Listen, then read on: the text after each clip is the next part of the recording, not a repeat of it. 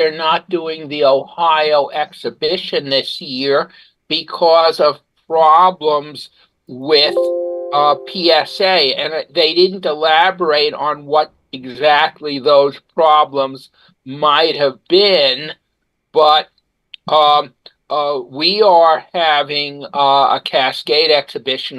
If it has not already been approved, it will be shortly. Um, but I'm not sure what problems precisely they had, and I'd be interested to hear if anybody else has been having problems with PSA.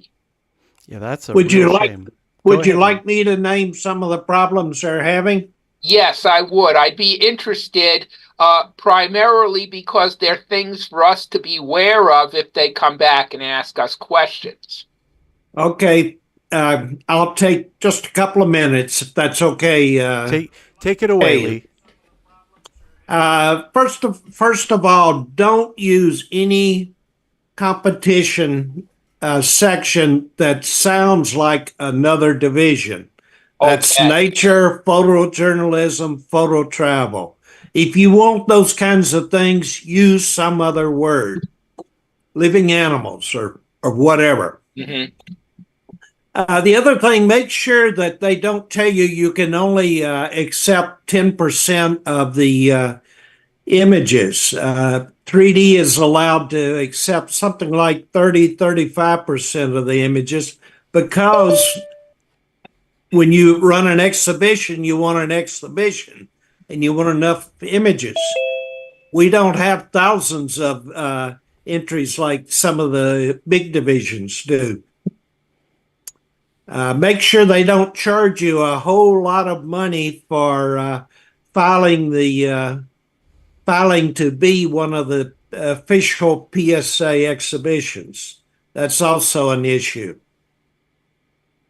Okay. So, interestingly enough, what we said was we accept 37 to 43, which is what we've always said in the past. Our target is to be as close as possible to 40%, and we gave ourselves the plus or minus 3% range in order to, because sometimes you have round off errors. And they looked at the 43 and they said that looks like an error. Are you sure you don't mean 45? And which was very strange. And when they ask you these questions, there's no way to really respond to the questions. They want you to update your conditions of entry. So I said, fine, we'll update it to up to 45. We're still only going to have 40, but that way the question. But so yes, we did have some problems with PSA, but we overcame them all. Remember that a lot of these people know very little about 3D. They don't understand it. The ones who are reviewing it and approving it. Sometimes there's some 3D people. Lots of times they're not. Lots of times there are people from other countries, other languages. So you have to be very careful what you say. All right. Thank you, Lee, and thank you, Herb. Let's table this for after the main slideshow. The meeting officially ends at 9, but I no longer have a problem going beyond that. And I think this is an important topic. Following the slideshow, we also have a brief workshop. Melinda has submitted an alternate version of a photo she's going to be exhibiting tonight in our slideshow, and she would like your feedback. So please stick around for that. It'll be a great discussion. Let me share my screen and let's start tonight's slideshow.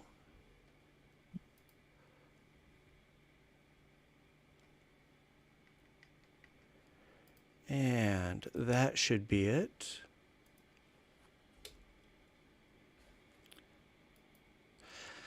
And one thing that I want to mention as we're admiring this title slide, I'm going back to the straw poll website for our post slideshow poll. I really wanted the other option to work, but It was just too complicated. I have upgraded it a bit. The link won't change. And if you want to make your selections during the meeting, you can do that. Go to the website on your phone or tablet or computer. And at the end of the slideshow, we'll run through it again so everyone has a chance to see and make their selections. That's optional, of course. Our first photo is by Jay, who is not here yet. So let's move on to one by me, and I'll talk a little bit more. And the title of this is, let me pull up my notes here. This is Visiting Sacramento City Cemetery, which is a big cemetery. And I was there with a friend specifically to see the grave marker of Alfred A. Hart, who was a stereo photographer. He was a contemporary of Andrew J. Russell, whose photos we restored. Both of these men photographed the construction of the Transcontinental Railroad, just different railroads. Alfred A. Hart shot the Central Pacific, and Russell worked for the Union Pacific. In any case, his grave marker is shaped like a stereo camera, and it even has a stereo print on it. But this photo that I took there was a little more interesting, so it's the one I'm sharing, and I hope you like it. Thank you. I love the poppies. Yeah, they were really nice and bright. It was a very bright day. You got a nice dark blue sky too. It's a very nice color contrast. We are very far in front of the window. We are. Yeah, everything is in front of the window. That is an error that I thought I had fixed. But I do like the framing. And yeah, you cut the puppies at their peak. They're really drinking it up.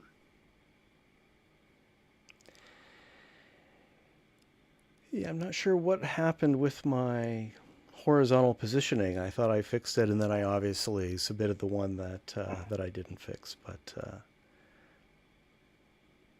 That's minor. Like it. Yeah, not a deal breaker. Yeah. All right, thank you. Oleg, are you with us? Yes, I'm here. Hello. We've got one by you up, and the title is Desert View on Pacific Coast Highway. Yeah, I reviewed the 4 pictures I took. This morning I reviewed it, and I discovered I had all the pictures behind a window. So you have to imagine that in this picture, the mural needs to be forward of the window. I was going to say, it's funny to see an Oleg where you haven't converted a mural like this. Yeah, I'm puzzled myself. So, what's the story? There's no story here. This is just a straight photograph. Yeah, it looks like you're all set up for a conversion. No, no, I wouldn't do it on this one. I like this one because of the resemblance of the mountain and the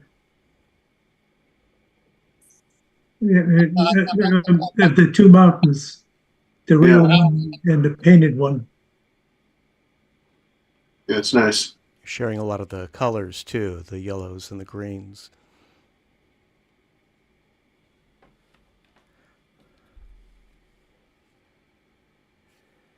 Yeah, really nice. Thank you, Oleg.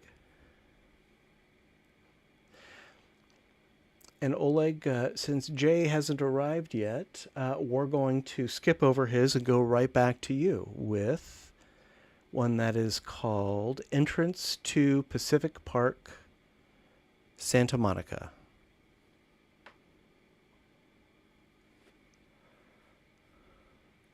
Oh, yeah, that's my picture. Again, it needs to be cropped and uh, brought to the window. But here I like the colors. The blue sort of snakes through the picture and divides it into three parts. I like the echoes of pink. Yeah, I adjusted all the colors so they would. It's easy to do in Photoshop.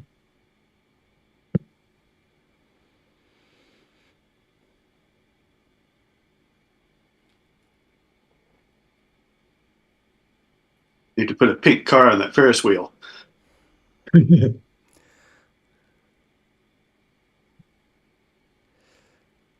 Yeah, most of the pictures in the foreground. It seems behind the window to me on my TV. Yeah. Yeah, it's supposed to be the window should be at the where the first people are. Okay. It's a lot stronger that way. Oleg, if you wanted to resubmit this one for next month, that's fine too. Or I'd love to. even I'll next do- week after our special, if you'd like to show us before or after. Yeah, I'll do that. Yeah, just send it to me before next week's meeting, and we'll make it a brief little workshop. Good. So is that the Santa Monica Pier? I don't recognize it at all. Yeah, Santa Monica. It's changed so much. It's the best pier. I've been there pretty recently. Both my kids live in Southern California. I agree. I don't recognize that. Are you sure that's not some other place? Yeah, I'm positive. That's Santa Monica. Okay. It's a large pier, so Yeah, you found a much better angle on it than I could find. Because I don't know that I've ever seen that sign. Don't they call it? Yeah, the sign in there says Santa Monica Pier, the main sign. So this might be in Santa Monica, but it must be some place not where the pier is. it's right at the start of the pier. Oh, okay. I gotta look around the next time I'm there. I mean, the Ferris wheel seems right, but everything else is unfamiliar to me. I guess Oleg is very successful in changing the colors, so we don't recognize it. Could be. This could be very new too.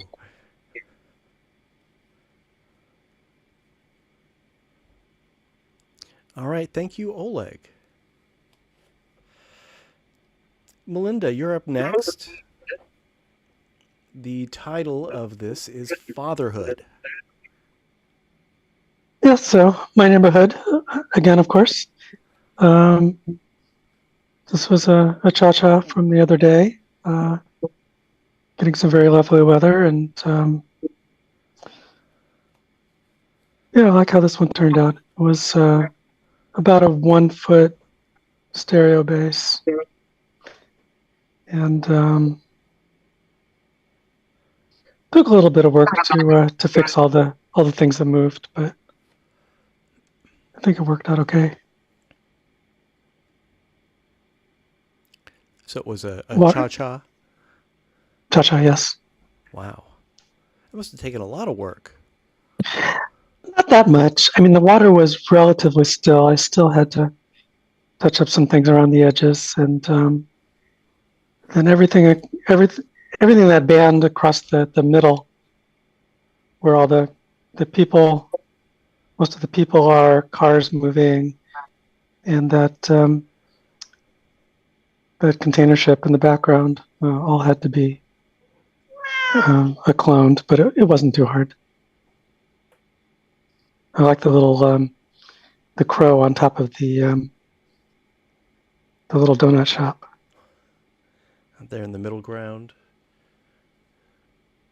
On the left side, on top of that building. Yeah. That's Hello. Critter. Yeah, the cat does too. Critter says hi. This one's really caught Critter's attention.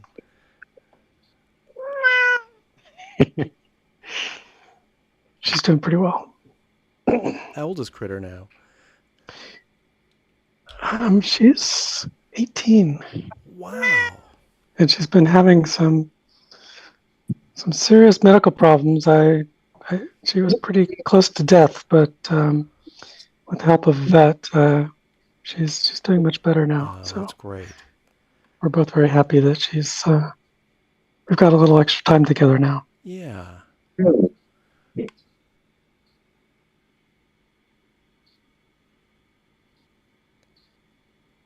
You did a really good job, whatever kind of cloning or editing you did with the water around the girl. I presume she was walking, and you must have copied one exposure and pasted it in the other. Not copy and paste, just use the clone tool. Use the clone tool. And yeah, it was pretty easy to do. But if you zoom in, you'll see it's really kind of obvious.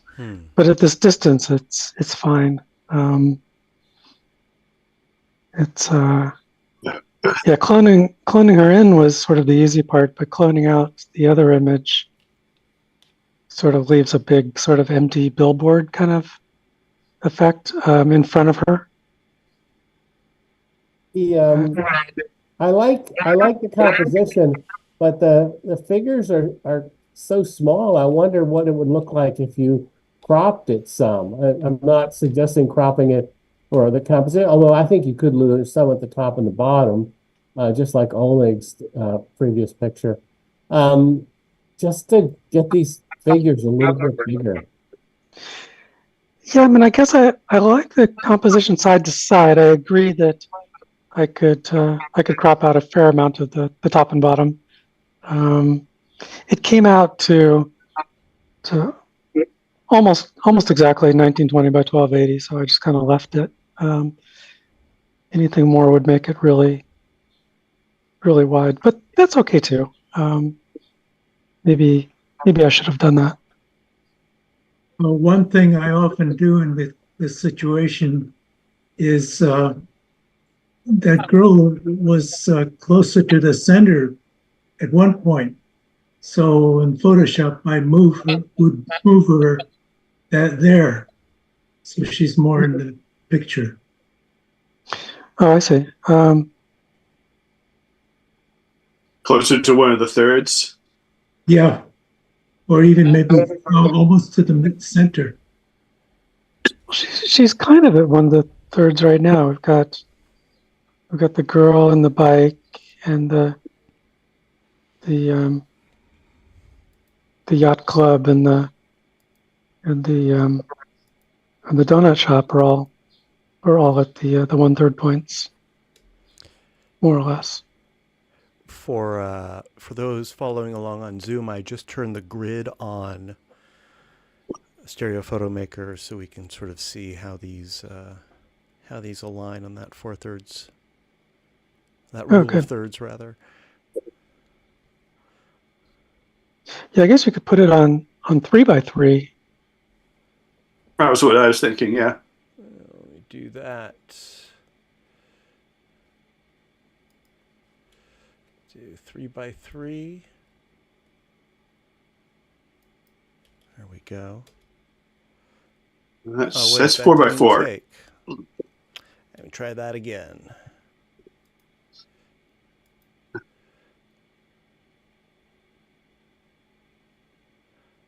Maybe I need to turn it on and off.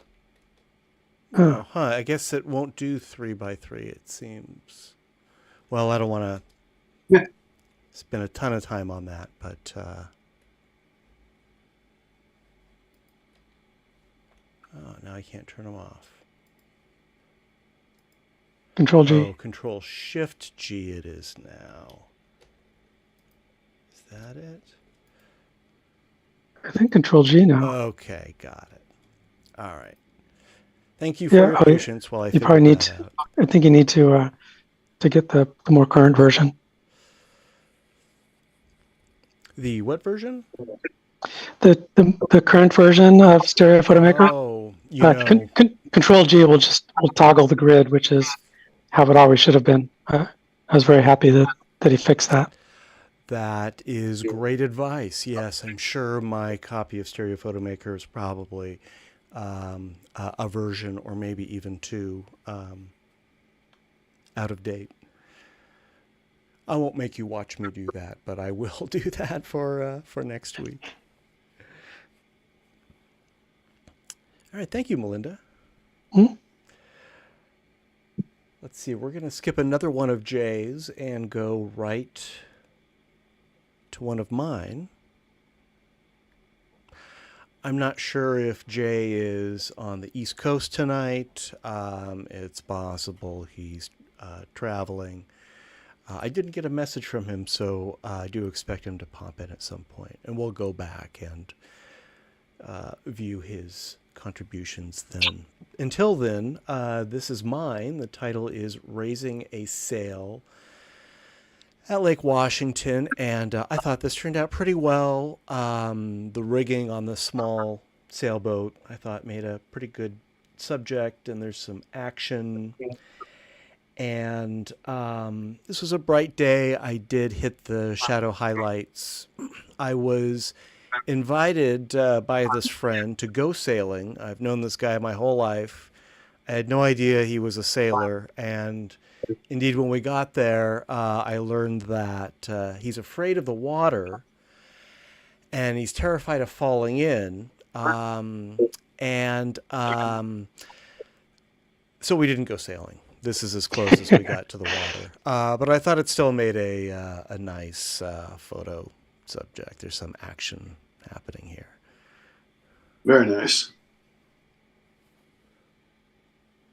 So was there just no wind or what?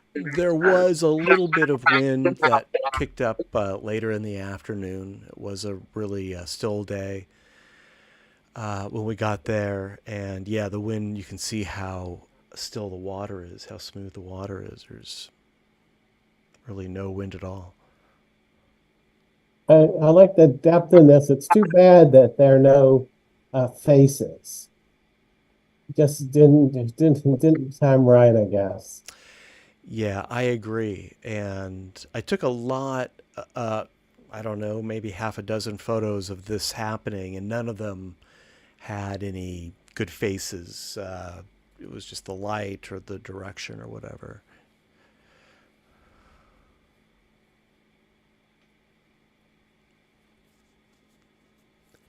Did you do any adjustment, or is this straight out of the box? I did rotate it about 1.5 degrees to level the horizon. And I did hit shadow highlights to make it a little less contrasty.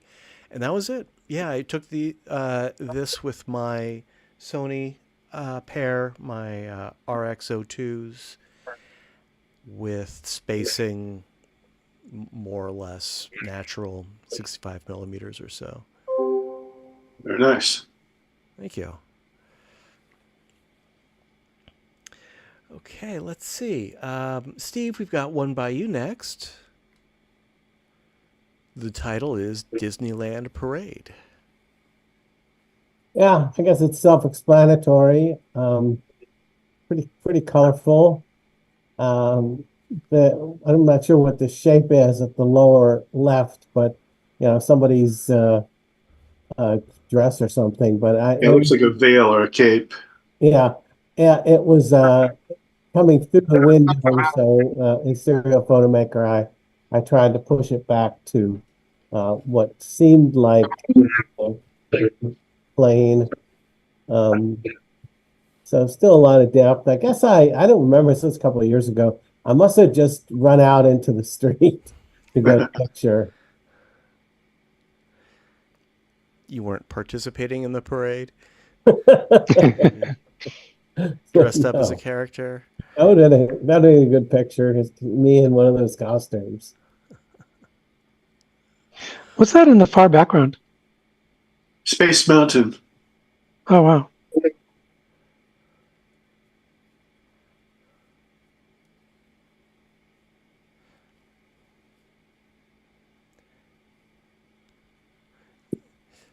Yeah, that's the parade, Steve. Very nice. They're probably playing Under the Sea.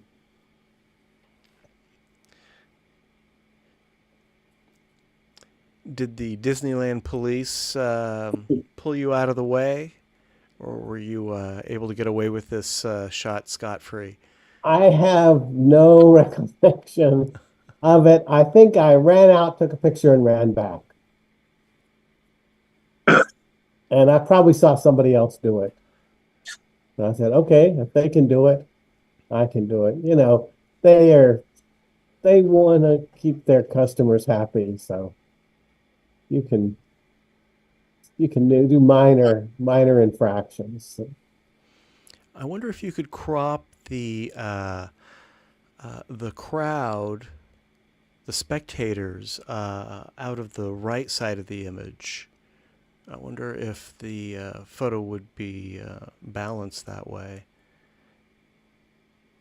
Yeah, it'd probably work. They're kind of in shadow. They don't really add a lot. Well, they're in shadow, so they don't take away a lot either. That's Yeah. true. But you can cut it right at the curb. See what happens. I guess you could take out some of the other side too.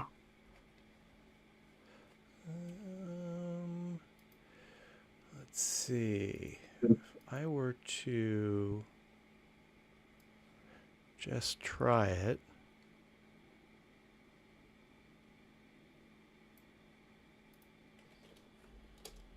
Yeah, it seems to focus more on the first person. I've for those who are following along on YouTube, I've cropped it on our Zoom feed, so you won't see the adjustment that I'm experimenting with on YouTube. But I've basically cropped maybe a fifth or a sixth of it off the right. Yeah. What do you guys think? Try cropping it on the left side as well. Maybe lose that sign. Lose the sign. Let's see what happens. There's an orange sign. Just under it, there's a guy taking a picture in a blue shirt. Maybe get rid of all that. Something like. Well, yeah. So anywhere. I mean, I was thinking a little bit. It's getting a little bit narrow now. But yeah, go for it. Whatever, you know. That's I'm here pretty to- aggressive. That's getting a little Yeah, uncomfortable. I'm here to get suggestions. Those actually, I kind of like that. It works fine. It's just a very different picture. Yeah, it does change it. Yeah, I mean, I do like a horizontal format. I think it's very pleasing to the eye. But this is I would probably crop it, but maybe not as much as this. Yeah, this It is seems- pretty. This is pretty tight. This is pretty cozy right now. Yeah, but that's a good suggestion. This aspect ratio would work, better maybe as a print than digitally. But anyway, thank you, Steve, for letting me mangle your Disney. The title, your Disneyland Parade stereo photo. Yeah, of course, that's a W3.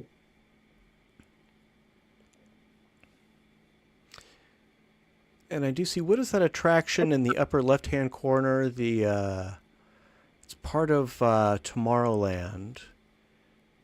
I see one of the Oh, there cars. were the rocket cars. I forget what it's exactly called. Rocket cars, yeah. Yeah, those are rocket ships. They spin around and you can control it going up and down. You have a lever and it spins around. Same mechanism as the Dumbo ride. Yeah, just like the Dumbo ride. I prefer the Dumbo ride being, it's an animated character. All right. Well, thank you very much, Steve. Thanks for all the suggestions. Jack, you're up next. This is coming up. There we go. This is, I guess, technically this is a conversion, although, Jack, I think you did this by hand in Photoshop. Yeah. And the title is Stuck in Cave. Give us the story and tell us when this was taken. Yeah, this is quite a story. I took this original picture 70 years ago. I was 14 or 15 years old, and I think I took this shot right here to document where I almost died. This is in Cuna Caves. It's about 30 miles west of Boise, but it's not in the Boise Valley. It's in the lava fields desert of the Snake River. And Cuna Caves itself is a big cave. You go down, I don't know, 100 feet on a big long ladder, and it goes in two directions forever. But there are a lot of small lava tubes take off from it. And we've been described this one lava tube that says if you go in there, it's pretty tight, but if you go in about 20, 30 feet, why, it opens up again, and there's a great big cavern that's really beautiful, so that sounded good to us. So we decided we found it based on how they described it. And we didn't have any trouble going in. We got in, and I think I probably took some pictures there, although I couldn't find them now. But this is coming back down. The spot where my buddy there, Harold, is where I got stuck. And the tube itself wasn't much bigger than my body. And you can see there was a rough, sort of a gravel-like base to it, and quite a downslope there. As I'm coming down, I'm starting to push the gravel underneath me, and it piles up, and pretty soon I find myself in a spot where my stomach was pressed against the gravel, and my back was pressed against the top, and I could hardly even move my hands around to the side. I eventually I got my hands underneath my belly and started pushing the rocks forward, and it probably took maybe 10 minutes or more. Of course, it seemed like a lot longer than that. Anyway, this picture, when I got out, I turned back, and Harold had a big smile on his face because he was skinnier than me, and he wasn't having any trouble coming through. And the reason he was smiling is the first time in some time, he realized that he was going to live after all. There was nobody else on Earth that knew where the two of us were, except Harold, and he was stuck behind me with no way to get out if I couldn't get out. So anyway, I just took that image, and first of all, I colored it in Photoshop, and then made an effort to just made a pair out of them, and tried to bring the walls back into a three-dimensional effect in Photoshop. It's the technical that precision of it is pretty bad, of course, but this may be one of my favorite images of all time because it's a kind of image that tells a story. It signifies an era and a part of time that was important, and it shows emotion and everything. And so anyway, I had a lot of fun with it. May I tell a similar story? Sure. Yeah, go for it. I've done some caving in the past, in my 20s mostly, and there's some nice caves in Santa Cruz if you're able to find out where they were. Cavers keep them pretty secret. But we ran into some folks that knew of some good ones, and I had a lot of fun exploring them. And there was one cave called Vanished River that we explored a lot, and it was and it's limestone and pretty horizontal and relatively easy with some tight spots, but it had a passage that we had heard of that was called the cheese grater. And it was called that because it's sort of like the geometry of a cheese grater. It's vertical, and it's natural a different exit to the cave. And if you climb up between these two very rough, closely spaced walls, you can get up and out and into the alternate exit. But we knew that it was a really difficult passage, and we never really kind of wanted to try it until one day one of our passionate friends said, let's do it. And I wasn't really interested in doing it, but he was like, well, let's just go a little ways in just to have a look at it. But of course, once we agreed to that, then we kind of ended up going the whole way. And it was kind of miserable. And then we got to this spot in particular where you had to go up between these two walls. And it was kind of a lot of work. There were four of us, and there was this one woman. She was the last one to go up, and she was the smallest of the group, but she had the most trouble because her hips were wider than the rest of ours, and she really had to struggle, and then she would have to rest, and then she'd struggle to make another couple of inches. I was the one right before her, so I was the one closest to her, so I was kind of in charge of giving her encouragement, but I couldn't actually physically help her just because of the geometry of the cave. You had to go straight up and then turn sideways and come straight out 90 degrees from there. And she was kind of stuck in that spot for quite a while. And the most interesting thing happened while she was struggling. Like between efforts, we would just sort of just be quiet. She would just be breathing quietly, catching her breath, and I would just be listening to the silence. And then I started noticing a kind of a background noise. It sounded like a pile driver, maybe miles and miles away. Just a dull kind of thud thud thud thud thud. And I was trying to figure out what is that noise. And eventually, I figured it out. It was the woman's heartbeat. Wow. She was about 6 feet away, sort of like in this picture, about that far away. But when she had just finished exerting herself and her heart was beating hard, but we were both being quiet, and of course it's super quiet in the cave, I could actually hear her from that far away. So You probably could have heard my heartbeat. You probably could have heard my heartbeat too. I tend to be pretty claustrophobic. I think back on this and I can't believe I even did this, Yeah, and not telling people where you were, that's one of the big rules. There's a bunch of rules, and if you follow them all, you're going to be pretty safe. But it's easy to forget. I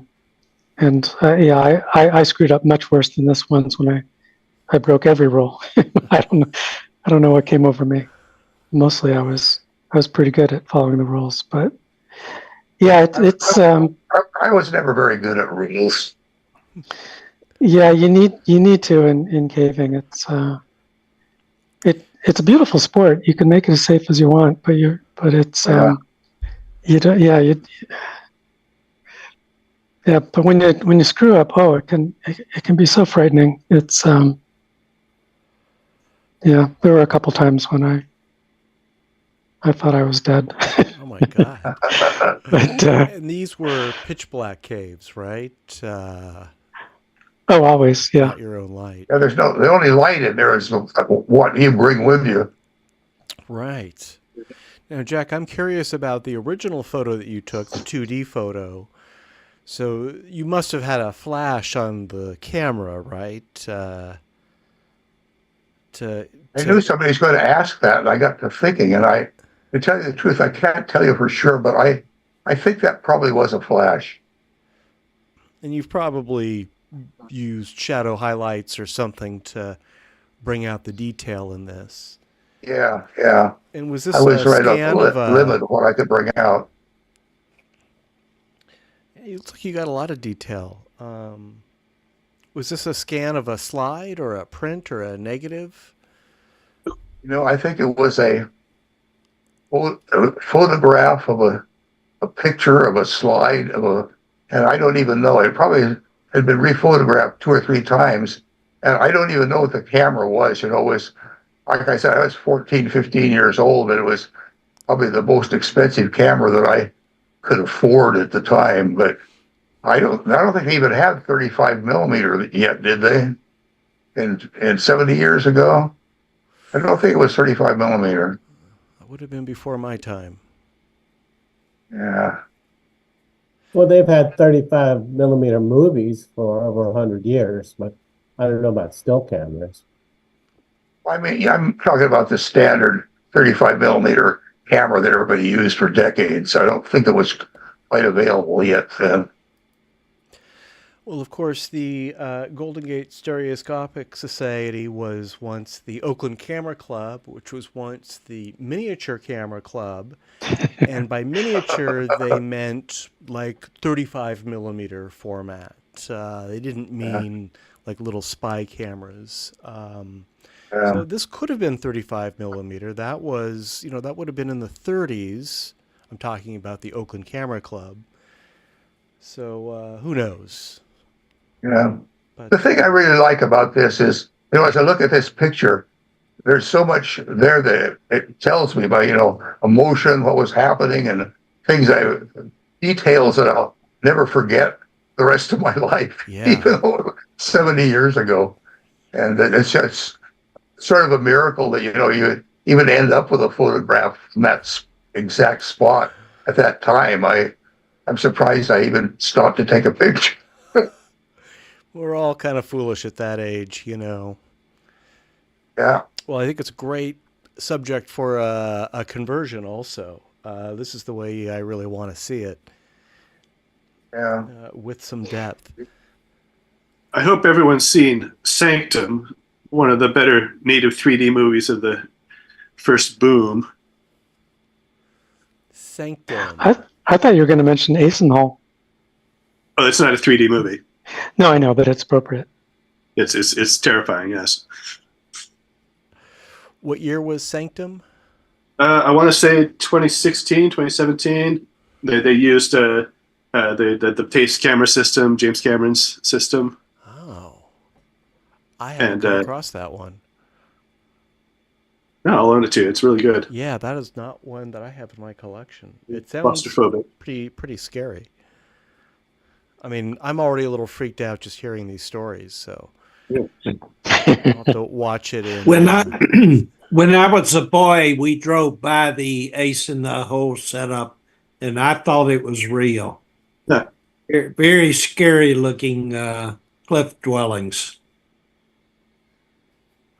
And what is Ace in the Hole? What's the subject of this? It's a Billy Wilder picture from, I want to say, late 40s, early 50s. Kirk Douglas is a reporter who takes advantage of a local incident where a guy has been hunting for Native American artifacts and got himself stuck in a mine.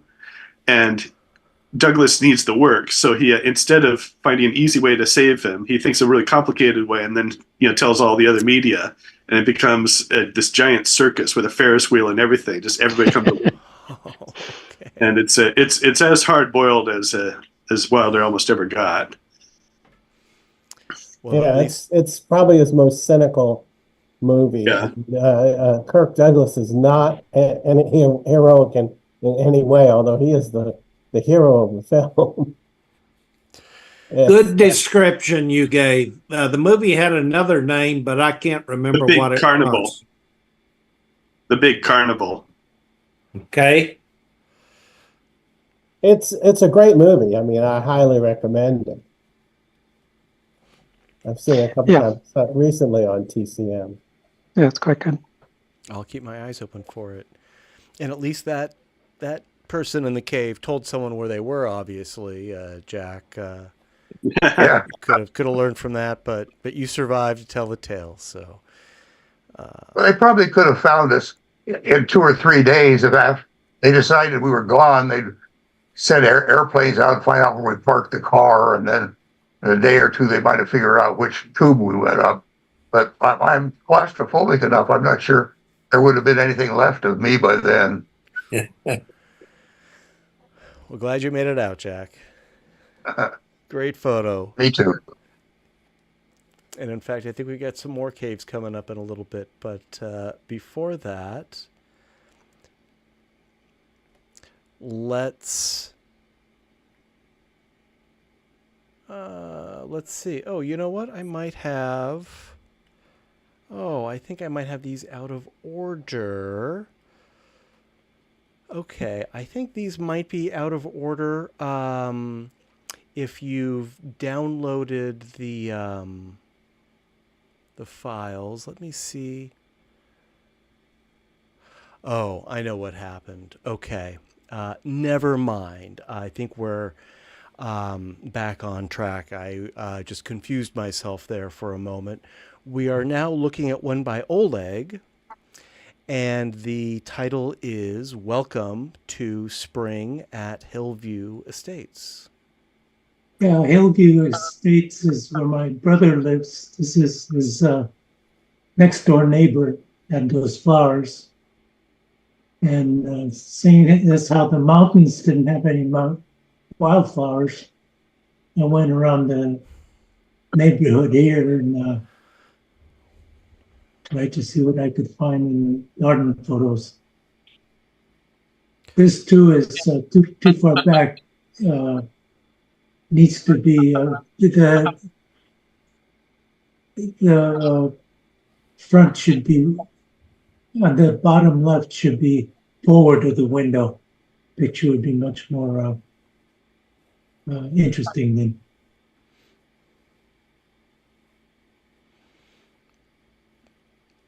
Well, it's a nice stereo composition as it is. With plenty of depth, and you've got a middle ground subject more or less in the center there. That is your that's your theory of stereo composition, isn't it? Yeah, and one thing I often do, and I did it here, is you move side to side 6 inches or so. You change how the things overlap. So past that blue sign, I was very careful to have those three little palm trees to be in that position. So it's a minor composition there. Oh, that's a good way to put it.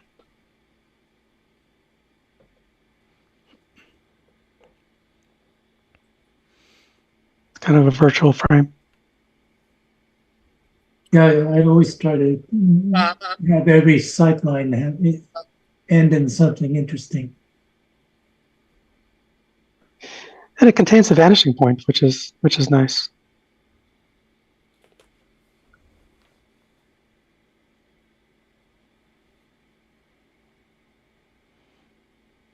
Oleg, you weren't able to find any wildflowers in those Not in the hills? mountains. It's really disappointing. Yeah, we've had a bumper crop in the East Bay.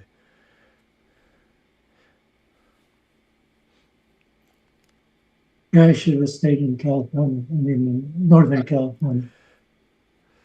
Well, there's some humor, irony in this photo in that there are flowers. They're certainly not wild. They're very contained. Some of them aren't even flowers. They're just signs.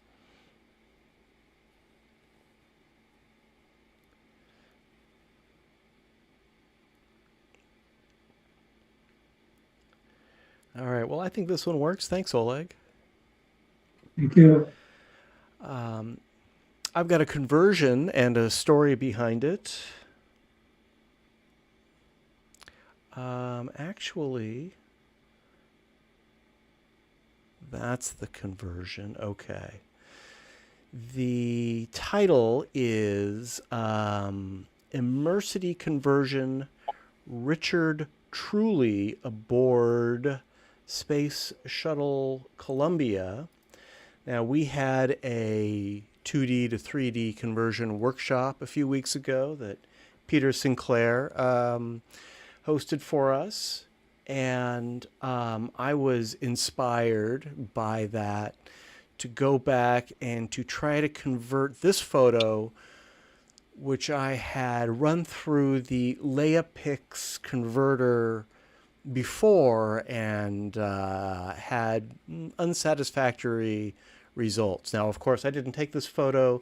This is from an obituary in the New York Times. And this obituary ran in March. Richard Truly was a NASA astronaut and administrator. When I first tried to convert this in LeiaPix back in March, it did okay with the person, but the scroll was pseudo-inverted. It really didn't know what to do with it. And I was kind of overwhelmed. Put it aside. After our workshop, after learning about depth maps, I thought, okay, now I know how to fix that. So I went back to LeiaPix and I discovered that LeiaPix has changed their name to Immersity, Immersity. They have a new conversion AI. And the website also just generally has a better interface. It's more clear where to export as side by side and all that. Anyway, it did a much better job. And I was so impressed with the results, I didn't make any corrections at all. And there are some errors in this, but I just kind of wanted to show it off, especially after that workshop, just to show how much has changed in just a few weeks. This technology is advancing rapidly, and it's getting better and better. And that's all I have to say. Yeah, it looks great. Yeah, this is a great subject, especially the scroll. I love that kind of stuff. I'm really confused about the scroll at the bottom. It's clearly in front because it covers his arm, but then I look at, where it rolls around, and it's just a weird perspective.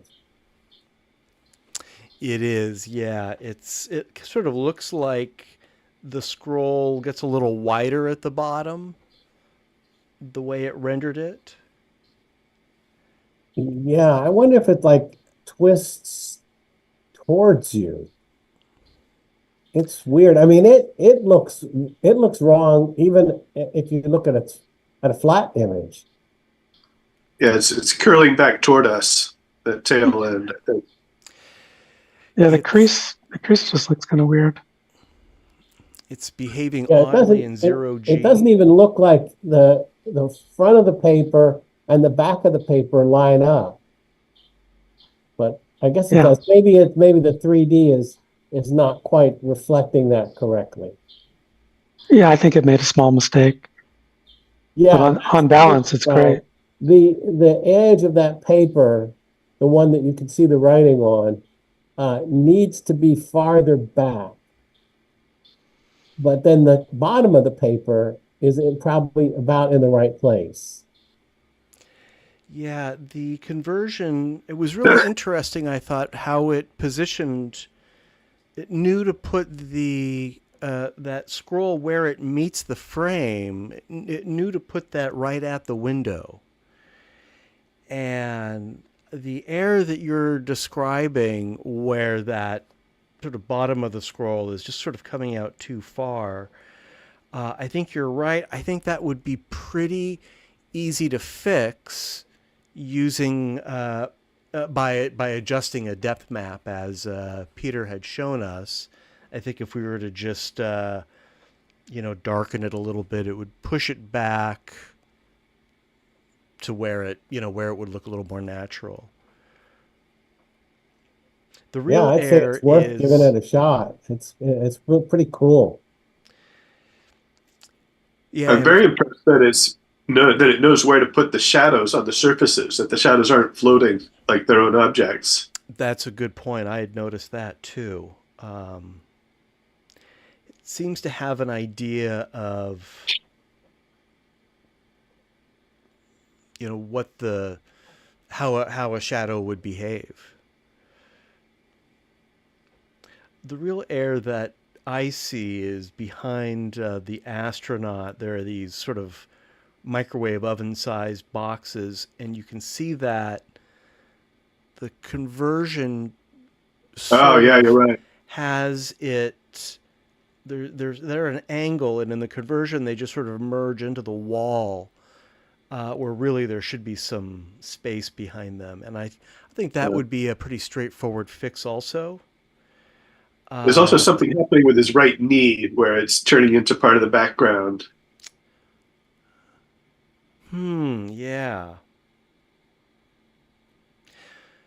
So there's I can't definitely see, work to do, but this is getting better and better. Indeed. I can't even see his right knee. Isn't it all covered by the paper? His right leg, if you follow the blue of his pants, you can see it closer to where his knee would be. You can see it's the color and pattern of the compartments in the background. Oh yeah. Well, the Leopix or whatever it's called, immersion, it wouldn't change the color of it, would it? No, but it's blending them together. You can see how that gray triangle where his knee would be is forward of the compartments when it should be part of the compartments. I think he's got like a tool Oh, strapped I to see what you mean. his thigh. Yeah, I see what you mean. Oh, I would never have noticed that if you hadn't pointed it out. Now, something also about Immersity, formerly Leopix, and the old leopix.com still will get you there, by the way. And I haven't tried it, but I guess it's also doing 2D to 3D video conversion. So that's something I'll be playing with also. And I'm much more personally into the photography than the conversions, but I had a lot of fun with this, and I'm going to keep playing with it. I'm just running old family photos through it now and just seeing what comes up.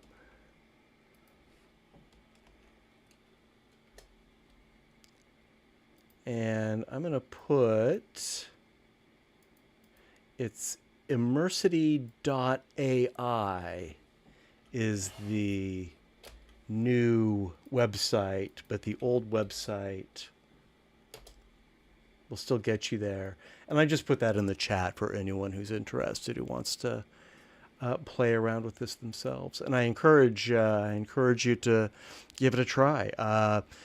There is a free version, which is watermarked. I paid, 15, 20 cents for this conversion. So it's a bargain. It's definitely worth it. All right. So let's look at a real photo. And something's happening here. It's a little out of order.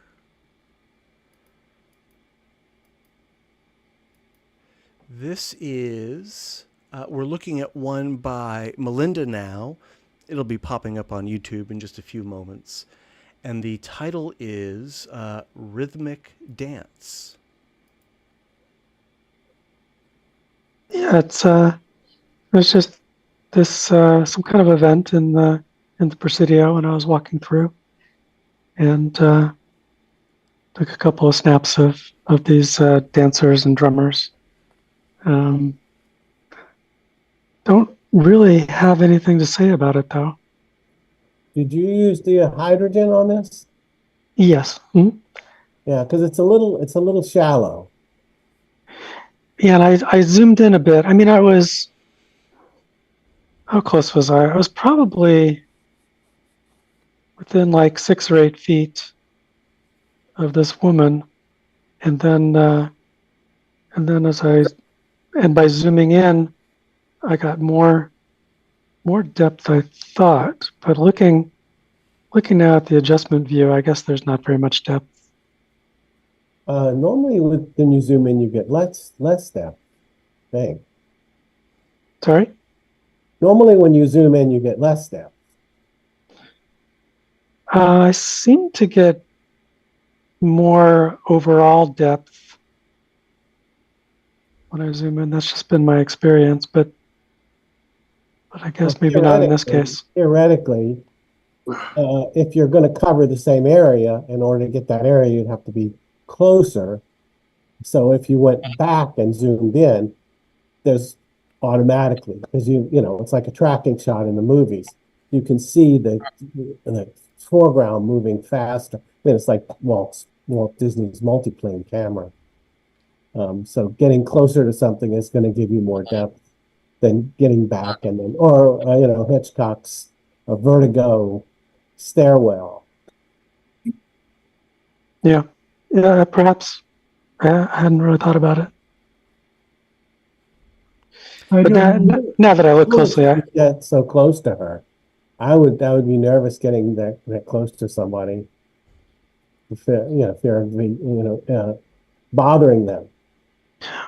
Right, and that's another reason why I zoomed in. I wanted to be closer, but I didn't want to put myself into the situation. How much did you crop off of the original? Like 2%? Probably half. Yeah, probably cropped away half. Yeah. If you wanted to do an edit, you might just have that right hand come forward a bit. I did try to put the hand through the window, or to put it another way, I think I set the stereo window right at around her glasses. So yeah, it looks about right. Yeah, it's on her head.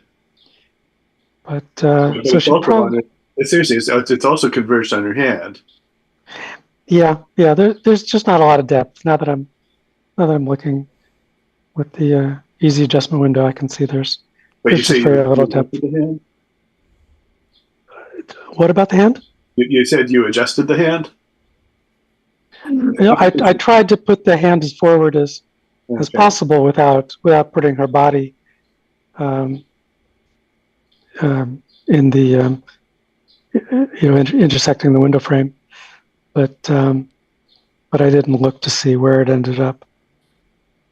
But yeah, it's probably why I'm not excited about the image. It really is just lacking depth. I think all you need to do is push that hand forward. Yeah, then her hip would intersect the bottom of the window. From the elbow, just pivot, squeeze one of the eyes of the arm from the elbow to the fingertip. Yeah, I mean, try and edit it if you like. I get my computer working again. I think you would need to also separate the girl with the heart-shaped glasses, because those two faces are too close in stereo depth. There's actually 3 faces, Yeah. which I thought was kind of interesting. But yeah, I agree. It's weird, but it's also kind of interesting. Yeah. I've photographed. There's something almost surreal about it. Go ahead. I don't understand why the trees don't have no color. Sorry, I couldn't make that out. They should be green. What should be green? The trees in the background. Oh, yeah. I guess they're just a little desaturated. I don't know why. It looks like it was an overcast day. You've got a lot of ambient light. And, could be. I don't recall. It seems like the camera really responded to the reds. Everything else seems a little muted. So maybe that was just the quality of the light. No, I usually add a little green.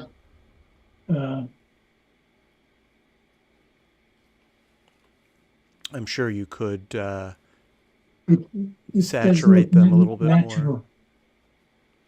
I think this Yeah, photo. I could have balanced the colors.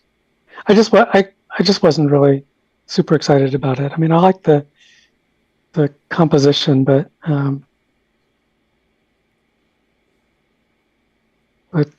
yeah, too many flaws, I guess.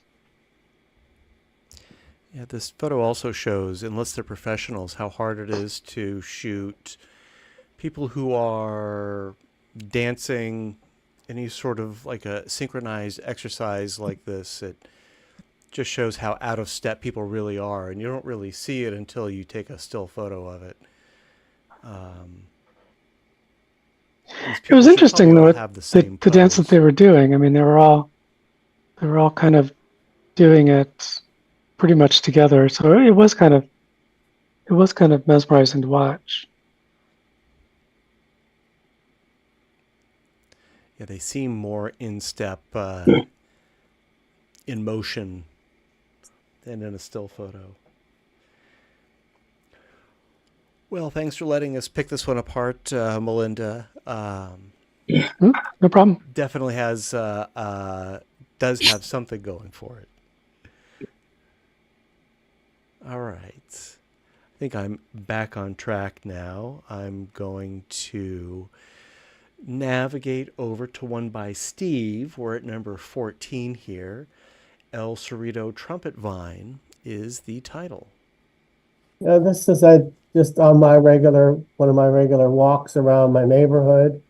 Saw these wild flowers. This is a cha-cha, and I don't know what else to say about it. It's got a nice through the window effect. Yeah, just those little leaves there. I mean, originally the red flowers, the red petals came out, but there was way too much stuff violating the window, so I pushed it back in Stereo Photomaker.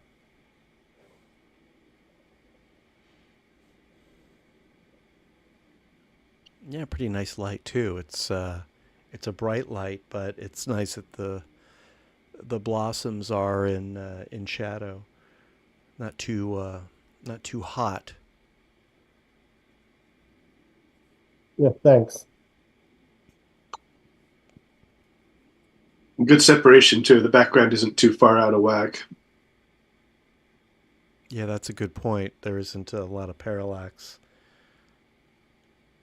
Stereo window is pretty far back though. I think it's a lot easier to look at for me anyway when those leaves in the lower right corner are pretty much at the window.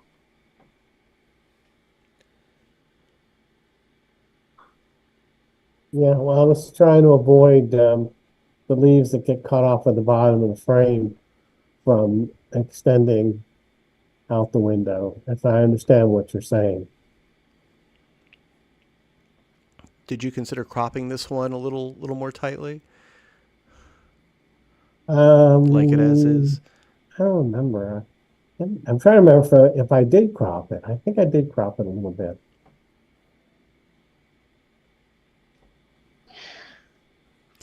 I guess you could crop out the leaves in the lower left. Yeah. Let me try. Probably could. I think they'd still go through the window. See what you Yeah. can come up with, Melinda. Yeah, the window's pretty far back. I'm gonna say probably don't crop it just because I have a feeling we're gonna be running late. Did you say Okay, this was a cha-cha, Steve? This is a cha-cha, yeah. Oh, your spacing's really good. What's that? Your spacing is really good. It's not too hyper. Yeah, it's just a guess. I never remember that I have steroid or whatever that's called. A 3D steroid, I think. 3D steroid, yeah. And I just end up using the camera as it is. Of course, there's a lot of features built into the Samsung camera, so I can take advantage of those. But it's really a matter. I I just pull out the phone, take a picture. Oh, we accident. But yeah, I just use the spacing that looks like a ViewMaster picture. I remember those from my childhood.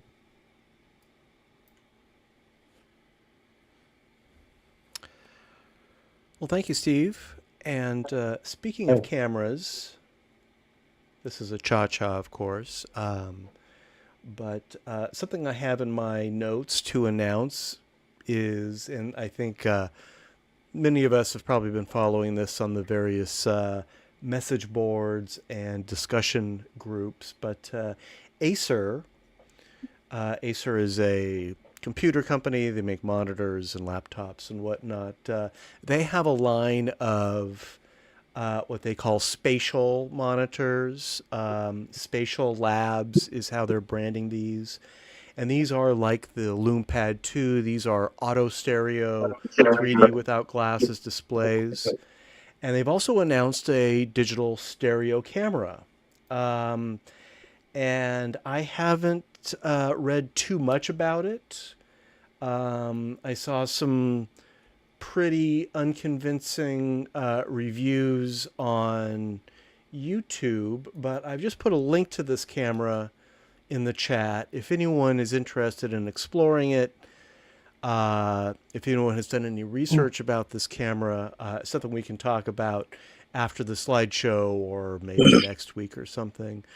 So one thing to be aware of yes. is that camera does not have a 3D display on it.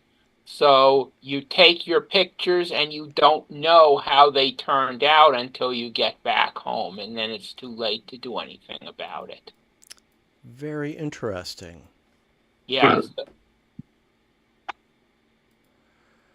Yeah, you'd think, I mean, even the W3 has an auto stereo display. Yeah, if you go through the comments in Photo 3D, I think the conclusion, there was a question, but the conclusion was it doesn't have an auto stereoscopic display. For those who are on Zoom, I think I'm sharing the website right now, just so we can see what the thing looks like. It basically looks like a rectangle with two lenses. So I don't know any technical details about it, but I am just glad to know that someone is still thinking of us, and it'll be interesting to see what kind of stereo photos this thing is able to produce. So anyway, a bit of a break there from the slideshow. I like the white base. We're definitely, overdue a capable new digital stereo camera. There have been a few released over the years, but none, I think, that really match the versatility or the reliability of the W3. So we'll see what happens. Okay, getting back to the slideshow.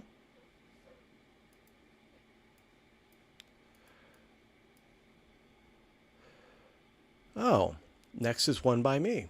For those who are watching on Zoom, can you see my screen? Am I sharing the slideshow correctly?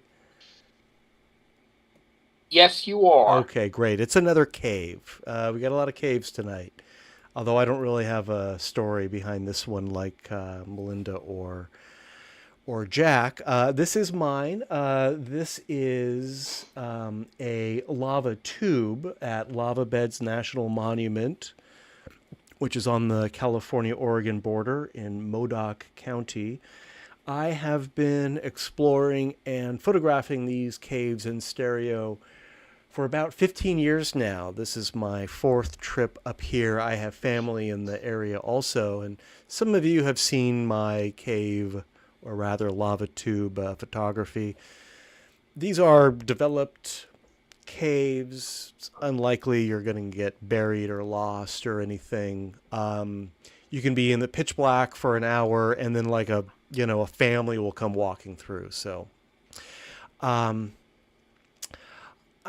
took a lot of these photos. I'm working on a whole album. This one I wanted to share. I wanted to point out a couple technical things.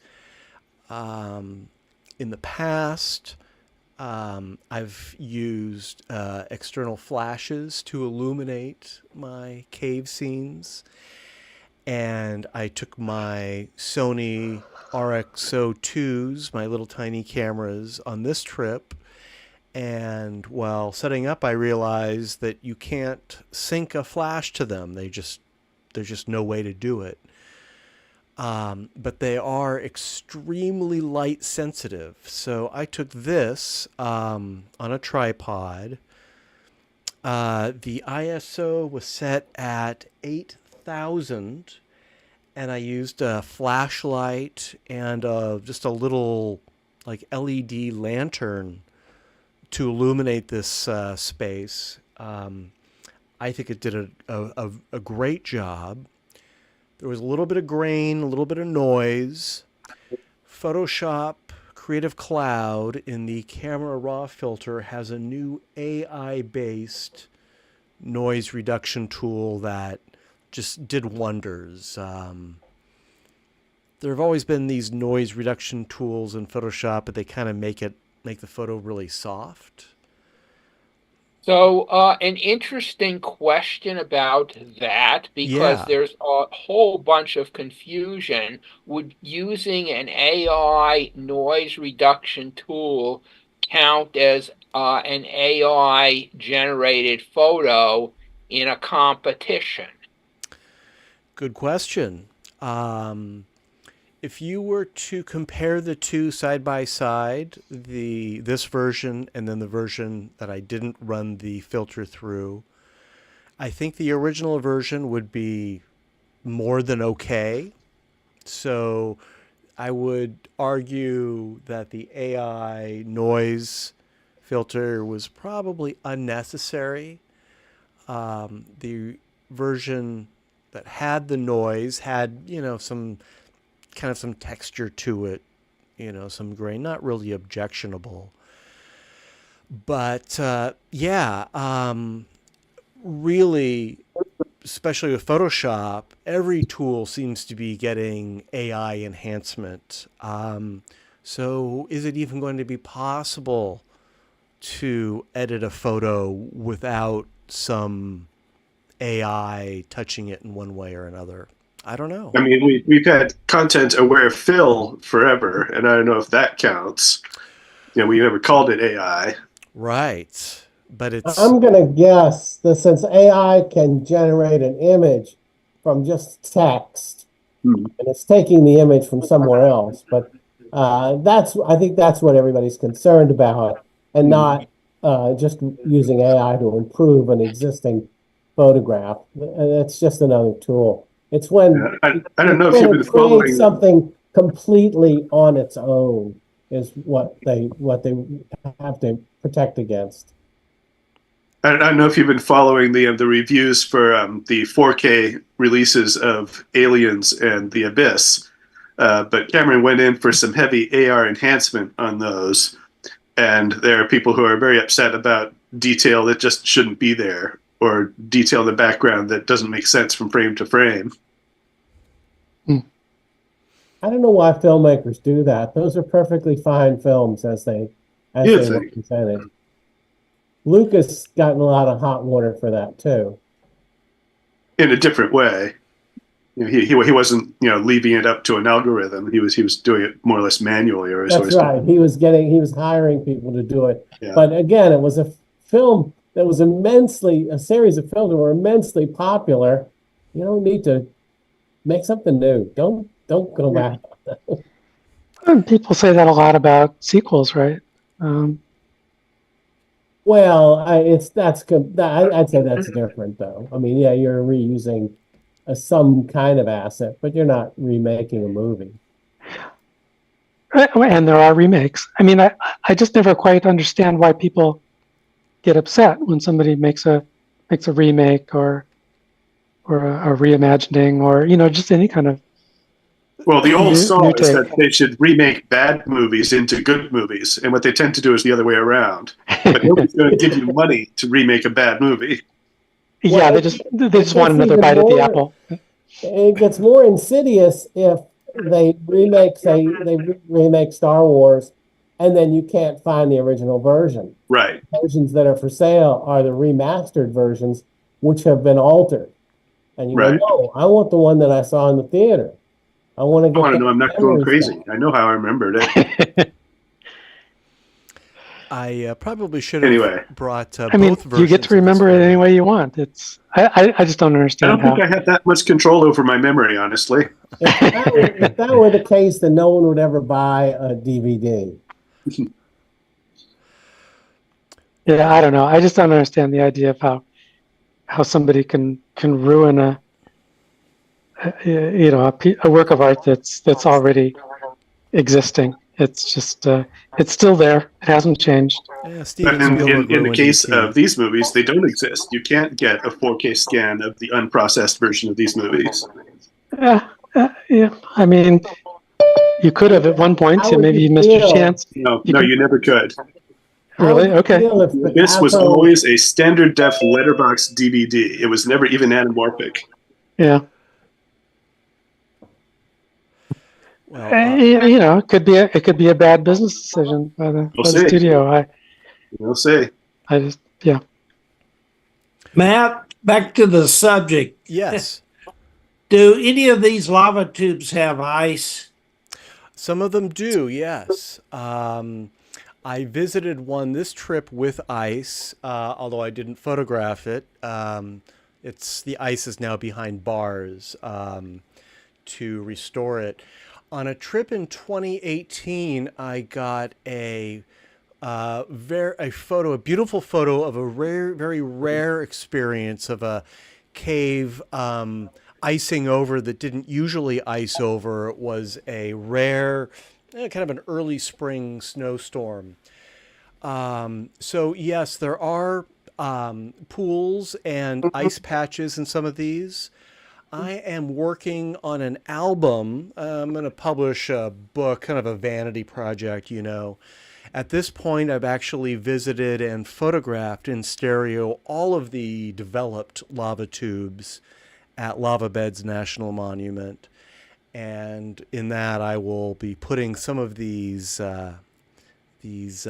frozen caves. So I'll send you a copy when that's done. Most of these lava tubes are very shallow.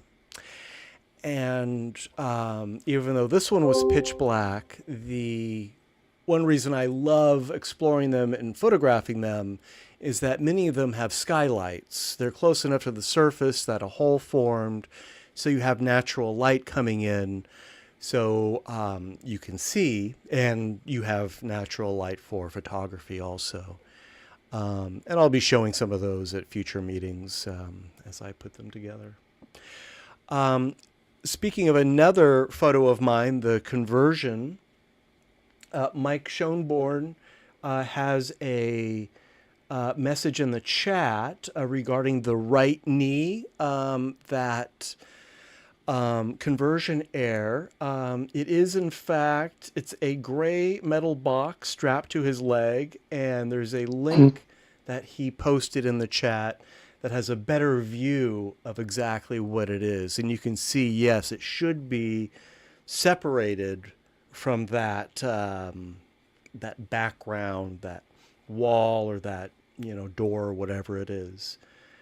Although the conversion sort of blends it in. So yes, thank you for posting that. There's evidence of what it really is, and this is a case where we can have a better idea looking at the 2D version of what's supposed to be happening than the 3D version that was converted.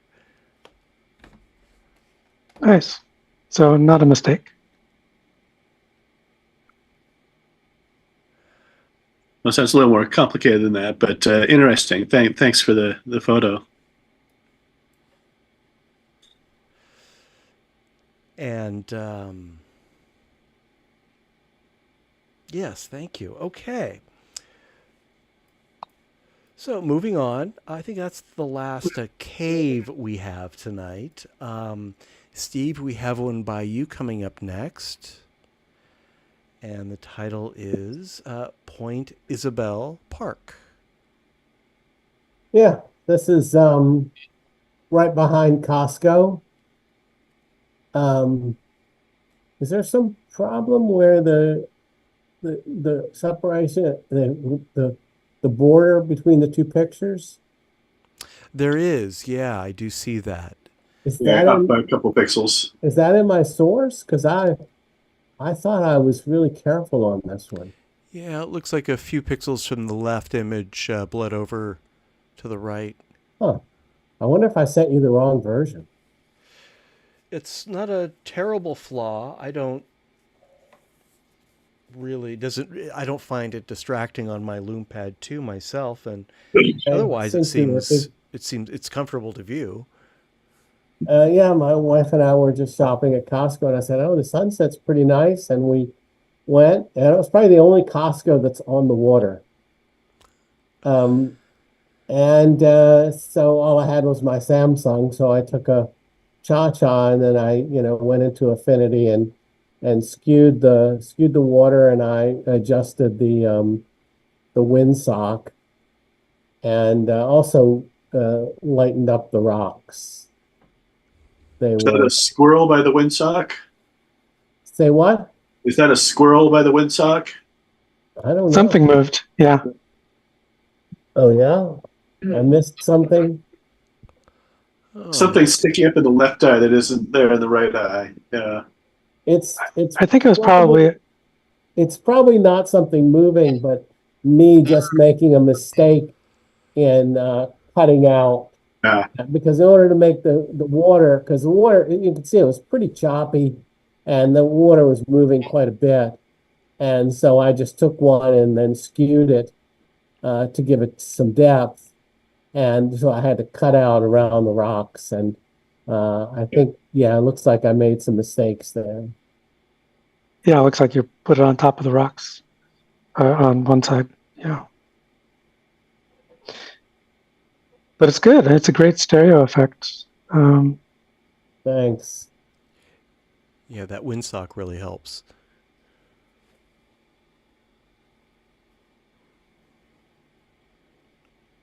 I think you did a great job with that water, in spite of any, airs. It looks very convincing in stereo. Yeah, thanks. I was pretty pleased with it. I guess I'll have to go back in this one to fix where the left and right meet, and then get rid of the squirrel. I think it's a quick crop and you're good. Well, I don't know if I want to crop it because I kind of like we were talking about just the crop third, out so the the those few windsock is stray kind of in pixels. the right place.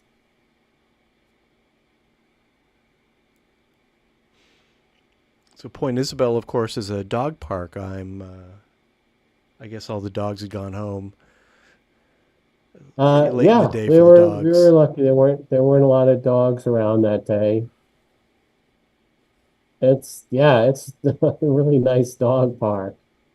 You've never been there. Spent many, many days there with my dog Mojo. All right, thank you, Steve. Thanks for your help.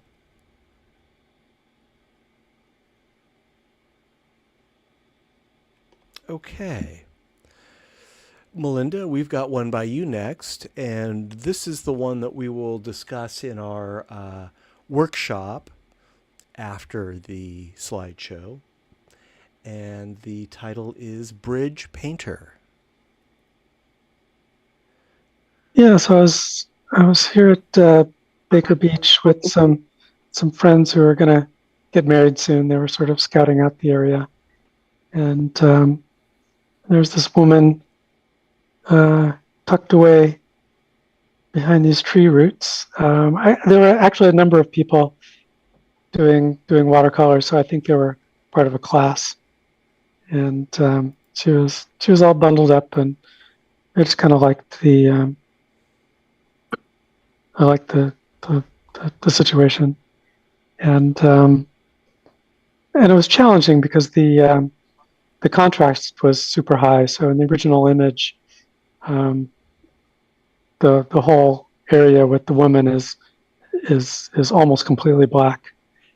So I had to select everything sort of above the tree roots there, and then so I could increase the saturation in the sky area, and then I could select the inverse and use shadow highlights to bring out the woman um, and sort of coax a reasonable image out of it. So it was a little challenging, but not too terrible. You nailed it. I mean, Yeah. that's a great angle because it's a beautiful shot of the bridge, and then you can see that she's painting it. So you can very clearly see her painting, and to get that in a nice composition, that's a great job. Oh, thank you. Yeah, it looks like she has still to add the bridge, but I'm guessing that'll be the last thing she does here. Yeah, it looks like she's got that coming up because I can see the cliffs and everything. But yeah, this is a really nice one. And plenty of depth of this one. Not so much. Yeah, I got him pretty close there. She didn't see me at all. Yeah, that was. That's the distance. That's the difference that the distance will make. Yeah.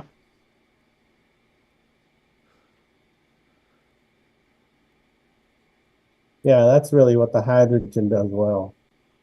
Getting in close. Yeah, it really wants to get in close, but not too close. Between 1 and 3 feet, if you can.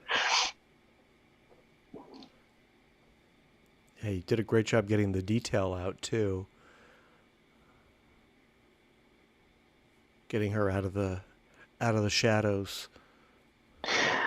Yeah, I mean I was a little pessimistic at first, just because of just how incredibly dark it was. But having been fooling with shadow highlights for a while now, I thought maybe it could do okay, and indeed it did. But it required making a careful selection between the foreground and background. And it helps that she wasn't entirely in shadow. There's light falling on her paper, on her canvas.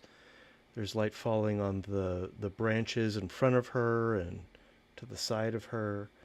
So there is a lot of there's sort of an interactive light happening also. Right, or maybe I could say there's a fair amount of contrast left, which was by design. It's sort of easy to go too far with boosting the shadows. Since a little bit is good, it's just sort of natural to want to take it further, but then you lose so much contrast. I think it's easy to ruin an image that way too. So I really like the overall composition. I love the hat, but wouldn't work if she was just staring at the bridge. It's the way she's looking down at what she's working on there works really well. No, thanks. Yeah, you don't even see her face at all. I was a little disappointed with that, but I mean, what are you going to do? And then in the end, I decided, that's okay. Yeah, I think it works fine in this one.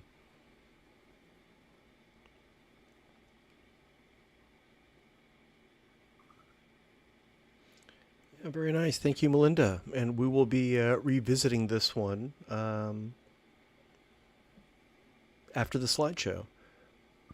Thanks.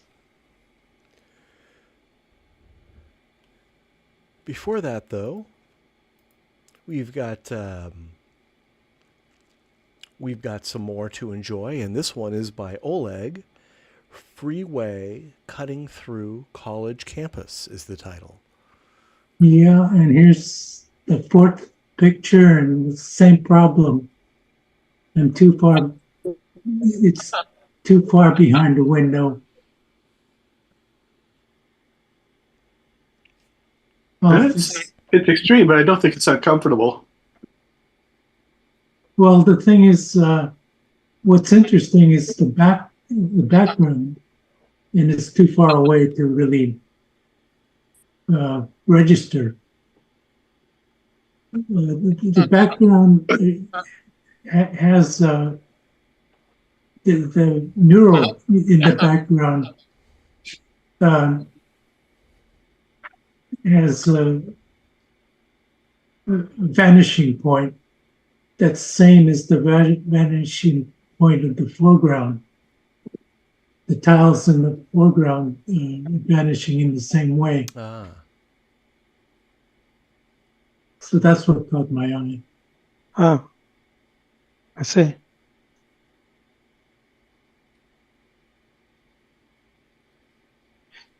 Yeah, the yellow line in the road sort of lines up with the with one of the grassy cracks in the pavement. That's on the left side, and on the right side, that line is also copied in the mural. Yeah. Yeah, it's interesting. I mean, I would probably zoom in to accentuate that. I'll have that for the next our next meeting. Yeah. Next Wednesday. Okay. Yeah, show Or us what you Tuesday. do. So, how do you think you will work on this? Are you going to crop it? Are you going to adjust the horizontal alignment? No, I'll crop the bottom off completely and bring it forward. And then nobody commented yet, but I did a 2D to 3D conversion on the mural. Well, submit it for next week, and we'll compare the two.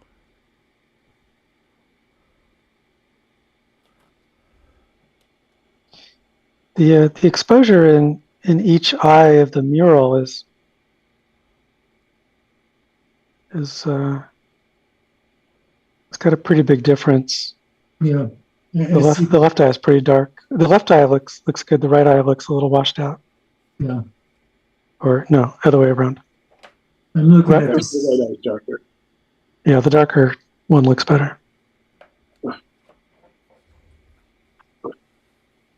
I don't notice that when I'm working on the computer, but when I'm looking at the side by side like I am now, it's obvious.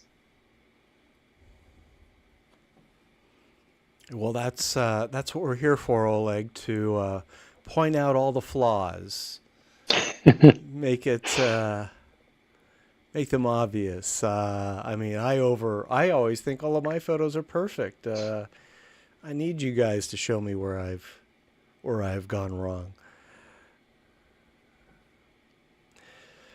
Well, Oleg, yeah, submit your revision, and we'll take a look at it next week. Good. After our symmetry slideshow. And we'll get into that in a little bit. But before that, let's take a look at one by Steve. And the title is Wildcat Canyon. So this is also in my neighborhood. I biked up here, Rifle Range Road, and then one of the side streets that overlooks Wildcat Canyon. And this is yet again a cha-cha. And can't remember if I cropped it. I usually crop it in, and line it up in Stereo Photo Maker and match the color from whichever eye looks best from one to the other. I was going to recommend that for Oleg's, although I don't know if it'd work on just a small section. Anyway, that's what that is. It's great exposure. It's a good time of year too. Yeah, I think I used the raw shadow highlight adjustment in Affinity, which is probably not as robust as Photoshop, but it gets the job done. No, you did a great job. I like it a lot. Yeah, nice and green. Yeah. Lots of different shades of green. Yeah, the Samsung they make a pretty good camera.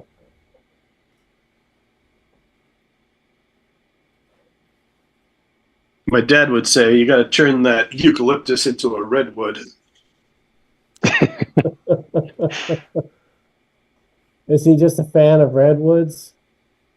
Well, eucalyptuses are horrible for the environment. They were introduced because somebody thought they would make good shit mess, and they don't. And they're massive fire hazards, and people are super allergic to them. So yeah, a lot of them have been coming down in public spaces. Oh wow! Yeah. I'm learning so much. I always thought they were for windbreaks for farmers. I just assumed all trees were good. I mean, they're definitely invasive, but I do like them.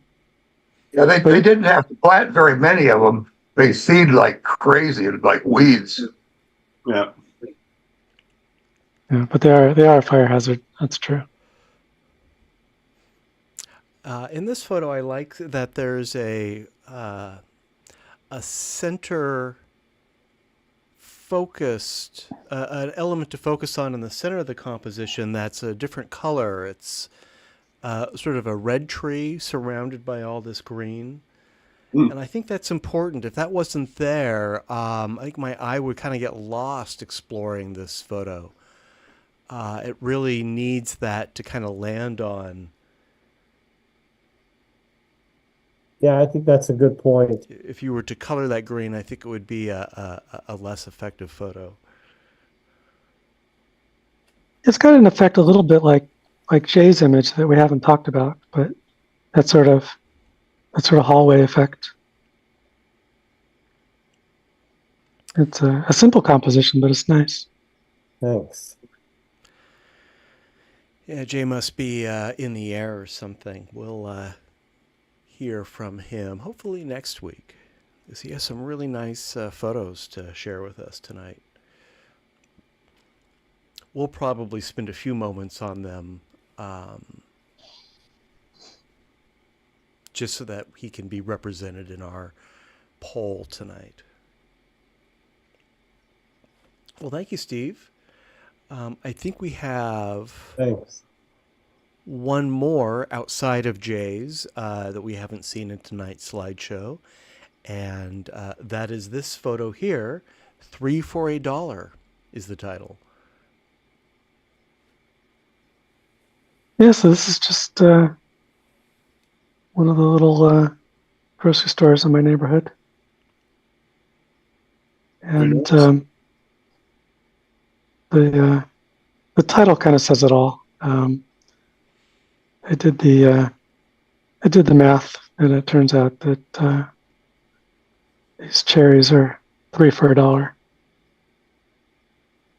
which is kind of shocking to me. But I'm old, so that's the way it is.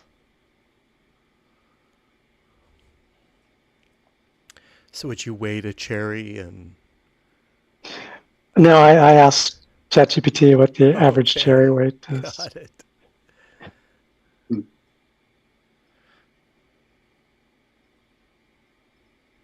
It's funny, with the narrow base on the hydrogen, these almost look like apples without any visual.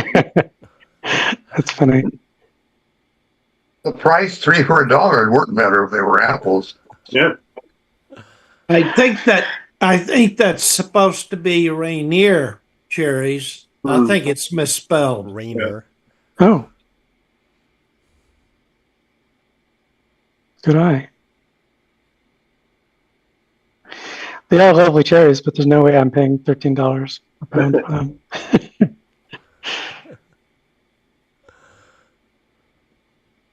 All right. Well, thank you, Melinda.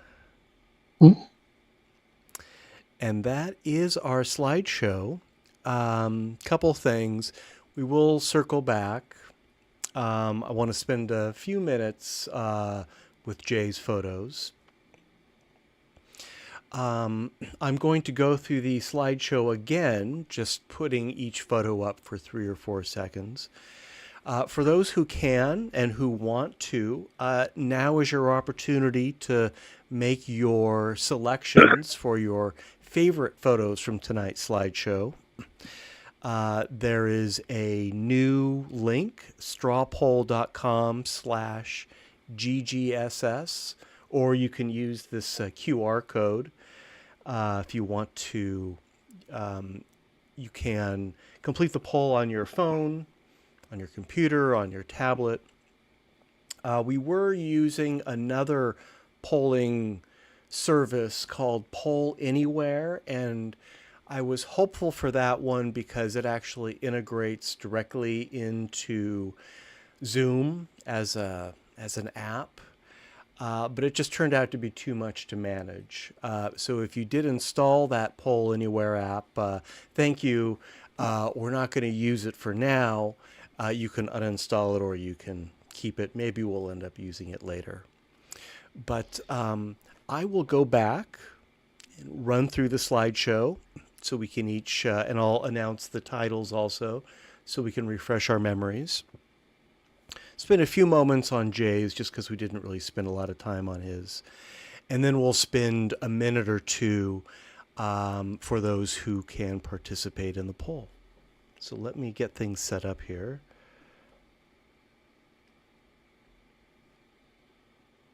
Okay. We're back to the welcome.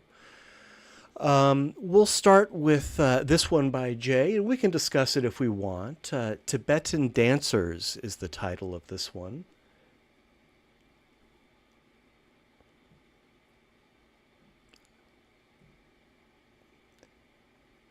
Oh, there it is. Okay.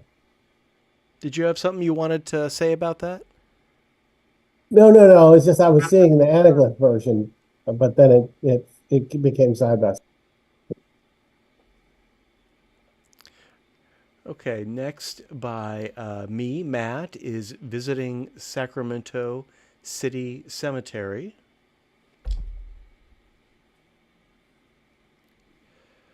By Oleg, Desert View on Pacific Coast Highway.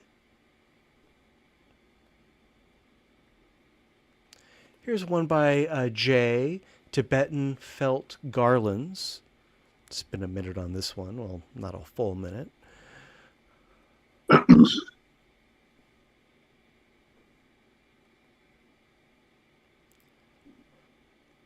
Next, we have one by Oleg, Entrance to Pacific Park, Santa Monica.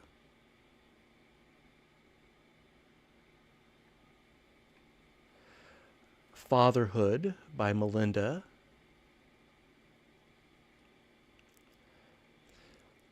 Next is one by Jay that we didn't discuss. Cypress is the title. We'll give Jay a chance to talk about these when we see him next. Following that is one by me, Raising a Sail at Lake Washington.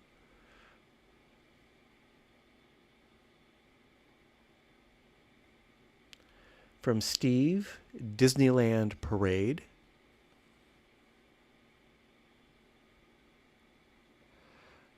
Jack gave us Stuck in Cave.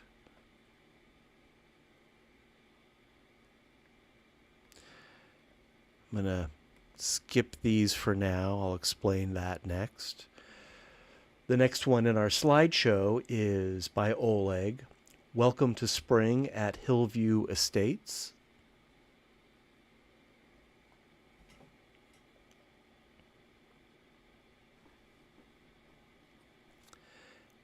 Next by Melinda, Rhythmic Dance. If you're watching on YouTube, we'll be catching up in a few moments. By Matt, a conversion, Immersity conversion, Richard Truly aboard the Space Shuttle Columbia.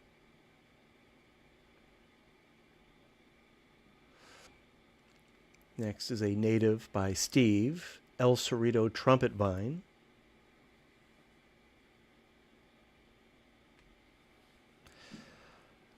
From me, Matt, Upper Sentinel Lava Tube, Lava Beds National Park.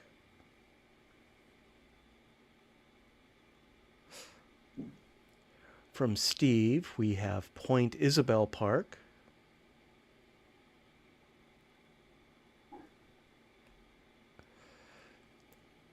Bridge Painter by Melinda.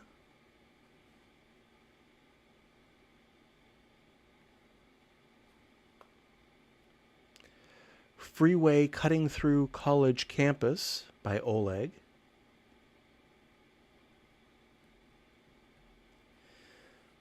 Wildcat Canyon by Steve.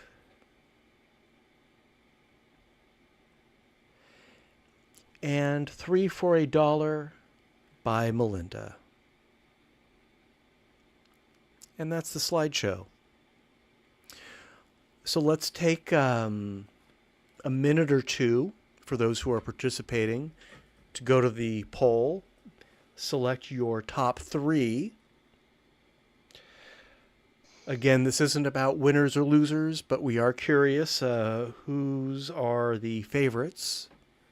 And when everyone is done, I'll show the results. Let's spend a few minutes doing this.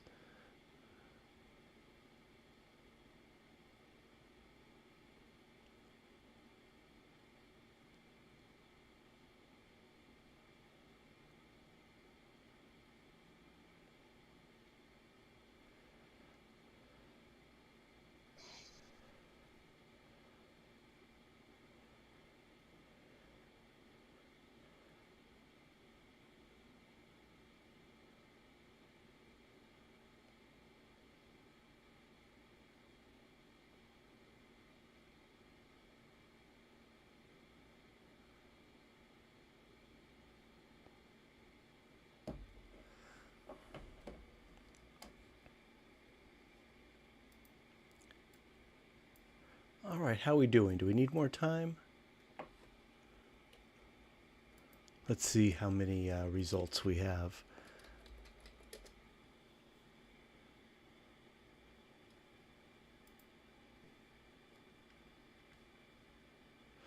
All right, I'm going to wait 30 more seconds or so before sharing the results. Looks like a few people are still voting.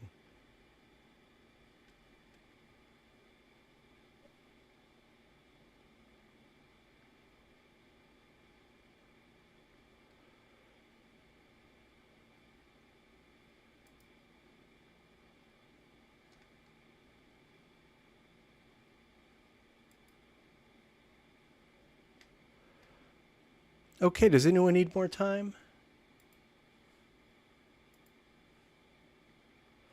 Let's take a look at our results.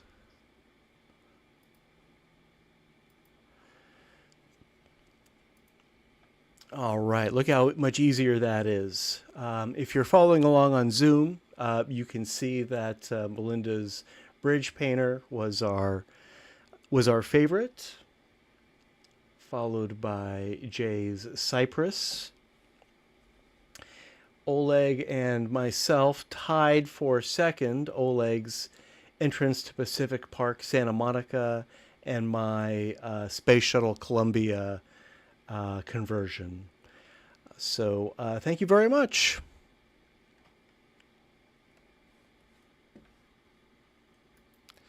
Now, we're not done yet. We have And let me just set this up. An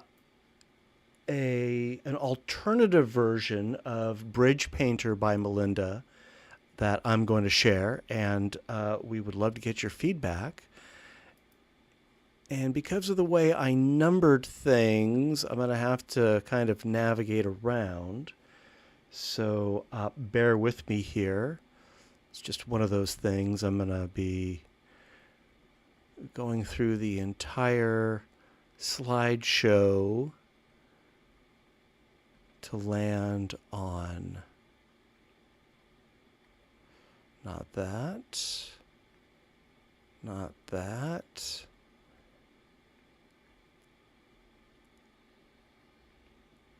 Yes, this is the one that I want. Okay. Let's wait 30 seconds or so. I want the YouTube streams to catch up. For those who are following along on Zoom, and for those who will be seeing this in a few moments on YouTube, this is Bridge Painter. This is the photo that Melinda shared with us a few moments ago, and it was our favorite from the evening. She also submitted an alternate version, and we would love your feedback on it. And that will be popping up. Melinda, do you want to share with us what you've done here? No, it hopefully speaks for itself. I'm just curious what people think. I was considering submitting something like this instead, but I couldn't decide, and that's why I asked Matt. And then he had good feedback and the nice idea to ask you folks. Yeah, I like the original better. I think the brush is disturbing. I feel that way too. I think probably for me, because this is my favorite picture tonight, that you couldn't do anything to improve it. So yeah, I don't think the brush, it's like too clever. Yeah. Trying too hard. Yeah, I think that was kind of the consensus that Matt and I came to. Yeah, such an excellent photo, and it's also your style. You know, this kind of portrait style, this close-up style. It's my camera. I mean, with a different camera, I would be doing different styles. Yeah, but you've really embraced that hydrogen one. I don't. You're probably the world's premier hydrogen one I doubt stereo that, but photographer. I mean, it's what I have with me, so that's what I use. In many ways, I like the hydrogen one better than the W3. I mean, there are some things that the W3 is better for, but I've been taking more close-ups, and I really like the way the hydrogen one does on close-ups. Yeah, I haven't used the W2, but it's I think the hydrogen one has better image quality. Definitely it does, yeah. I think the hydrogen one has larger sensors, better light sensitivity, and I've never had a vertical alignment issue with the hydrogen one. They always come out, viewable right out of the camera. Yeah, it's not bad. It's a shame though that they even at the time that they had made it, there were much better cameras that they could have used, but they were planning to do all these add-ons, and the first add-on was going to be a really high quality camera, and of course that never happened. So it's a bit of a shame. It could have been quite a bit better with no extra trouble or cost or anything. Does anyone know anything about this Acer stereo camera? The Spatial Labs, they call it the Spatial Labs Eyes. I have some Just what I've heard question today. about. I have a question about that one because you said somebody said that it doesn't show you a stereo display. Can you show it side by side? Is it capable of showing the display that you could then free view? I don't know the answer to that. I was the one who made the comment, and that was simply from something on Photo 3D that it does not have an auto stereoscopic display. And that's the extent of my knowledge on it. Okay, thanks. So I'm sharing on Zoom the website, and it does have a display on it, but yeah, it looks like it's not an auto stereo display.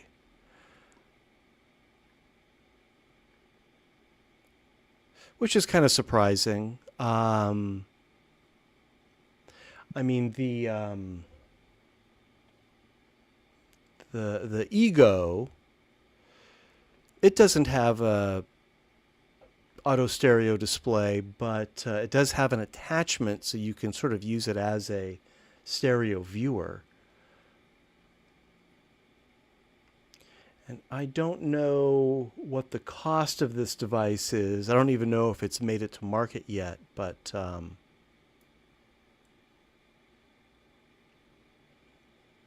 hopefully it has some promise.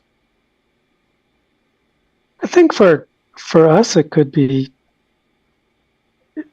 useful without the auto stereo display.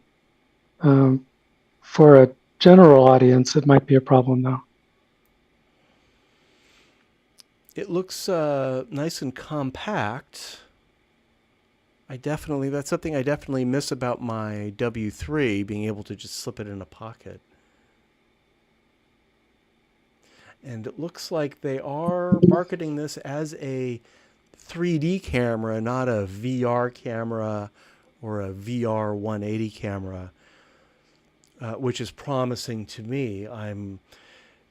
I'm not clear if they're emphasizing this as a video camera or as a still camera.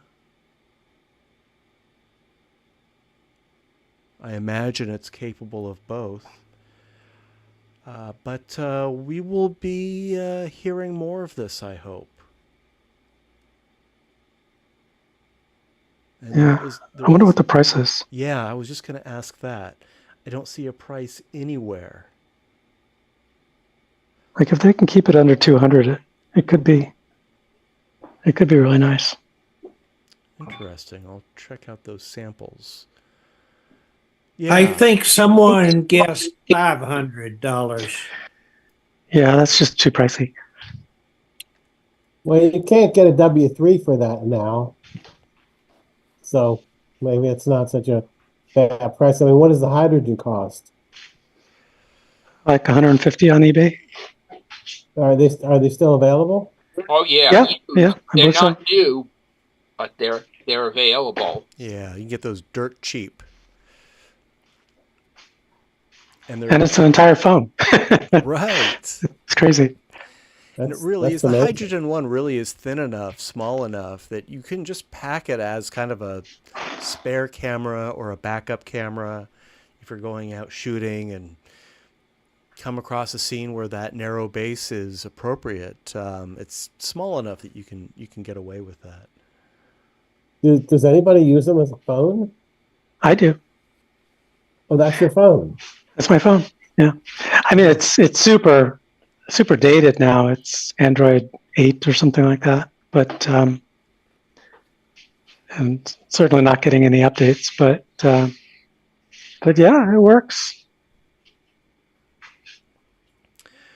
Well, I would like to thank everyone for making it to our meeting tonight. This is part 1 of our June meeting, and part 2 is next week, Tuesday, the 11th. If you would like to submit photos for our special symmetry slideshow, which is the theme next week, please try to get those to me no later than Sunday, the 9th. And of course, several of you have already submitted photos for the special, so that's fine.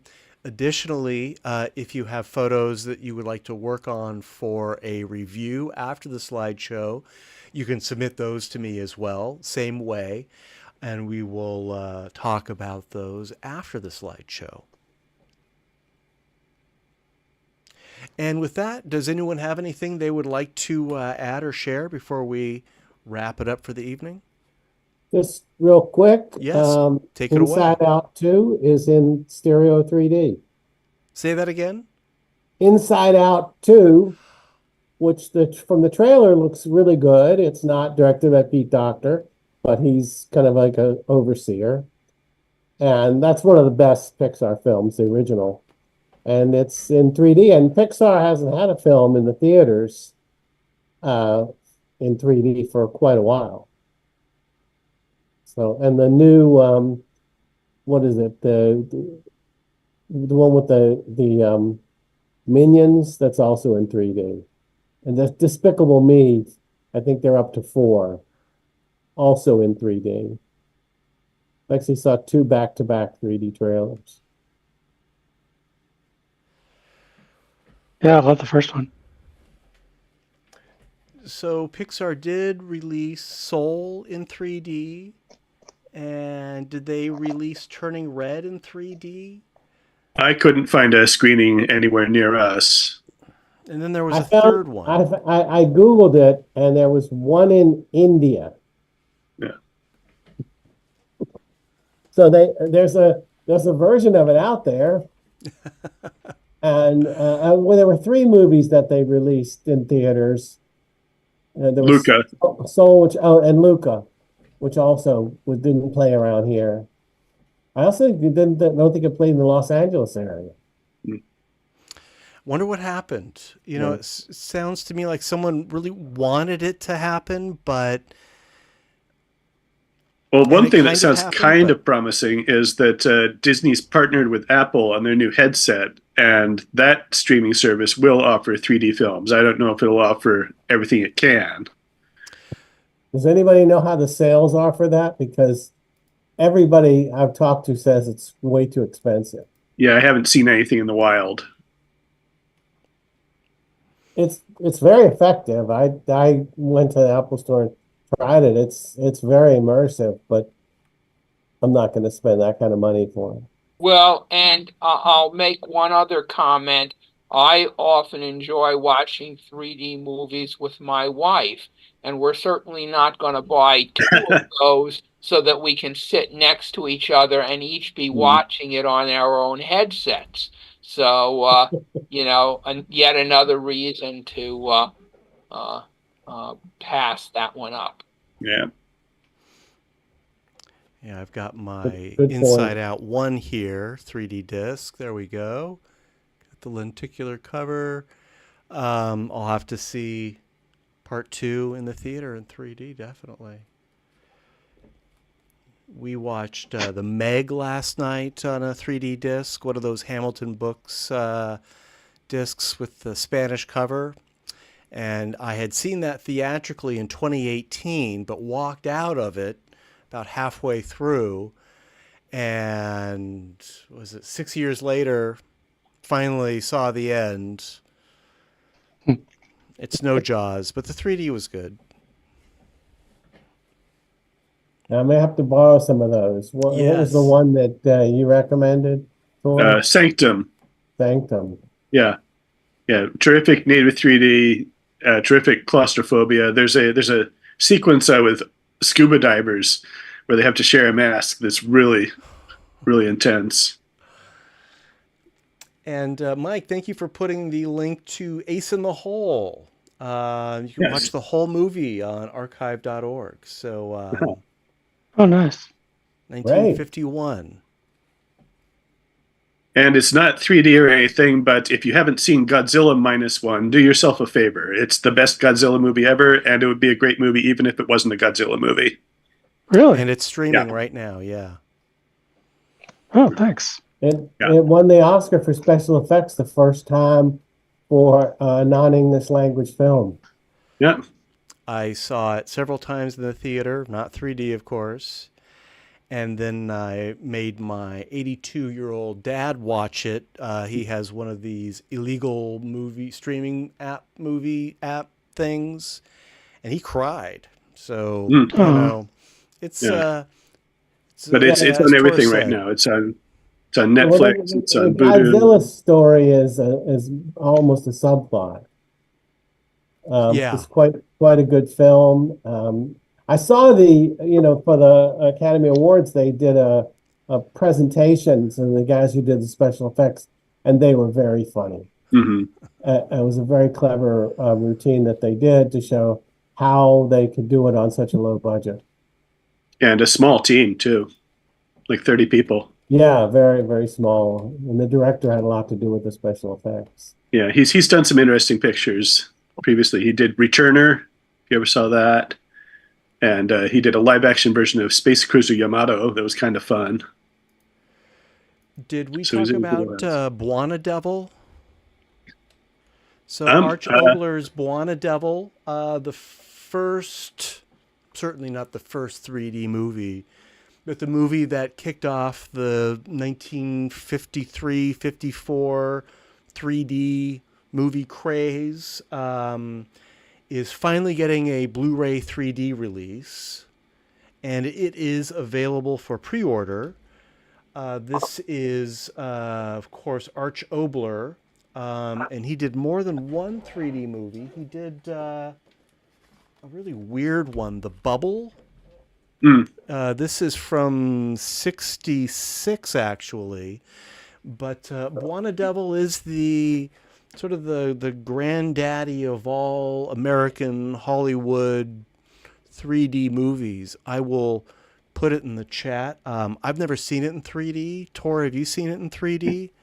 yeah, I saw it at Expo 3, I think. Yeah. And it's not a great movie. It's not even the best telling of that story about the killer lions. But the 3D is excellent. The opening credits are really fun. That is being restored by the 3D Film Archive and distributed by Kino Lorber, and they've done a few 3D discs. I've got a collection right here. Actually, more than a few. 5, 6, 7, 8, 9. I've got 10 titles of theirs, actually, 3D. Oh, 11, including The Bubble. I hear that there's a restoration coming on the Bubble. That'll make it even longer for some reason. But who knows? Yeah. It's, the Space Vision is the branding that they use for the photographic technique. It really puts things in front of the screen. It really wants everything to happen, right in your lap. So it can be a little fatiguing too. The bubble had another name, Fantastic Invasion from Planet Earth, I think it was. That sounds, yeah. No, I think I've heard that. Let's see. Folks, I'm going to take off. Everybody have a good evening. Yeah, thanks, All right. Herb. We'll see you. We'll see you later. Yeah, See you I'm going next to take time. off too. All right, Herb. All right. So yeah, keep an eye open for that. Buona Devil. Is there the looks like the release date is July 30th. So coming right up, another title for the collection. And no word recently, but I believe they did clear the hurdles to do Money from Home. So that's great news. Yeah, which one is that again? That's Jerry Lewis's Damon Runyon comedy, 3-strip 3D. So it's 6 negatives for you to restore. Oh, wow. Yeah, here it is on Blu-ray.com. Yeah, Kino Lorber. They're preparing a release. It's from 1953. Dean Martin, Jerry Lewis. And they don't have a release date yet. Not yet, no. Yeah, that was just, it was actually April 2023 that they announced this, so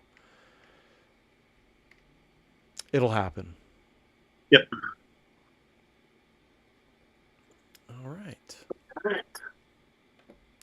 All right. Well, thank you, everyone. I'm going to call it. Yeah. I will see everyone, I hope, and more next week. I'll send out an announcement. And if you have anything you'd want to share, just send it to me by Sunday. Until then, good night, and I'll see you later. Right. Adios. Good I night. don't.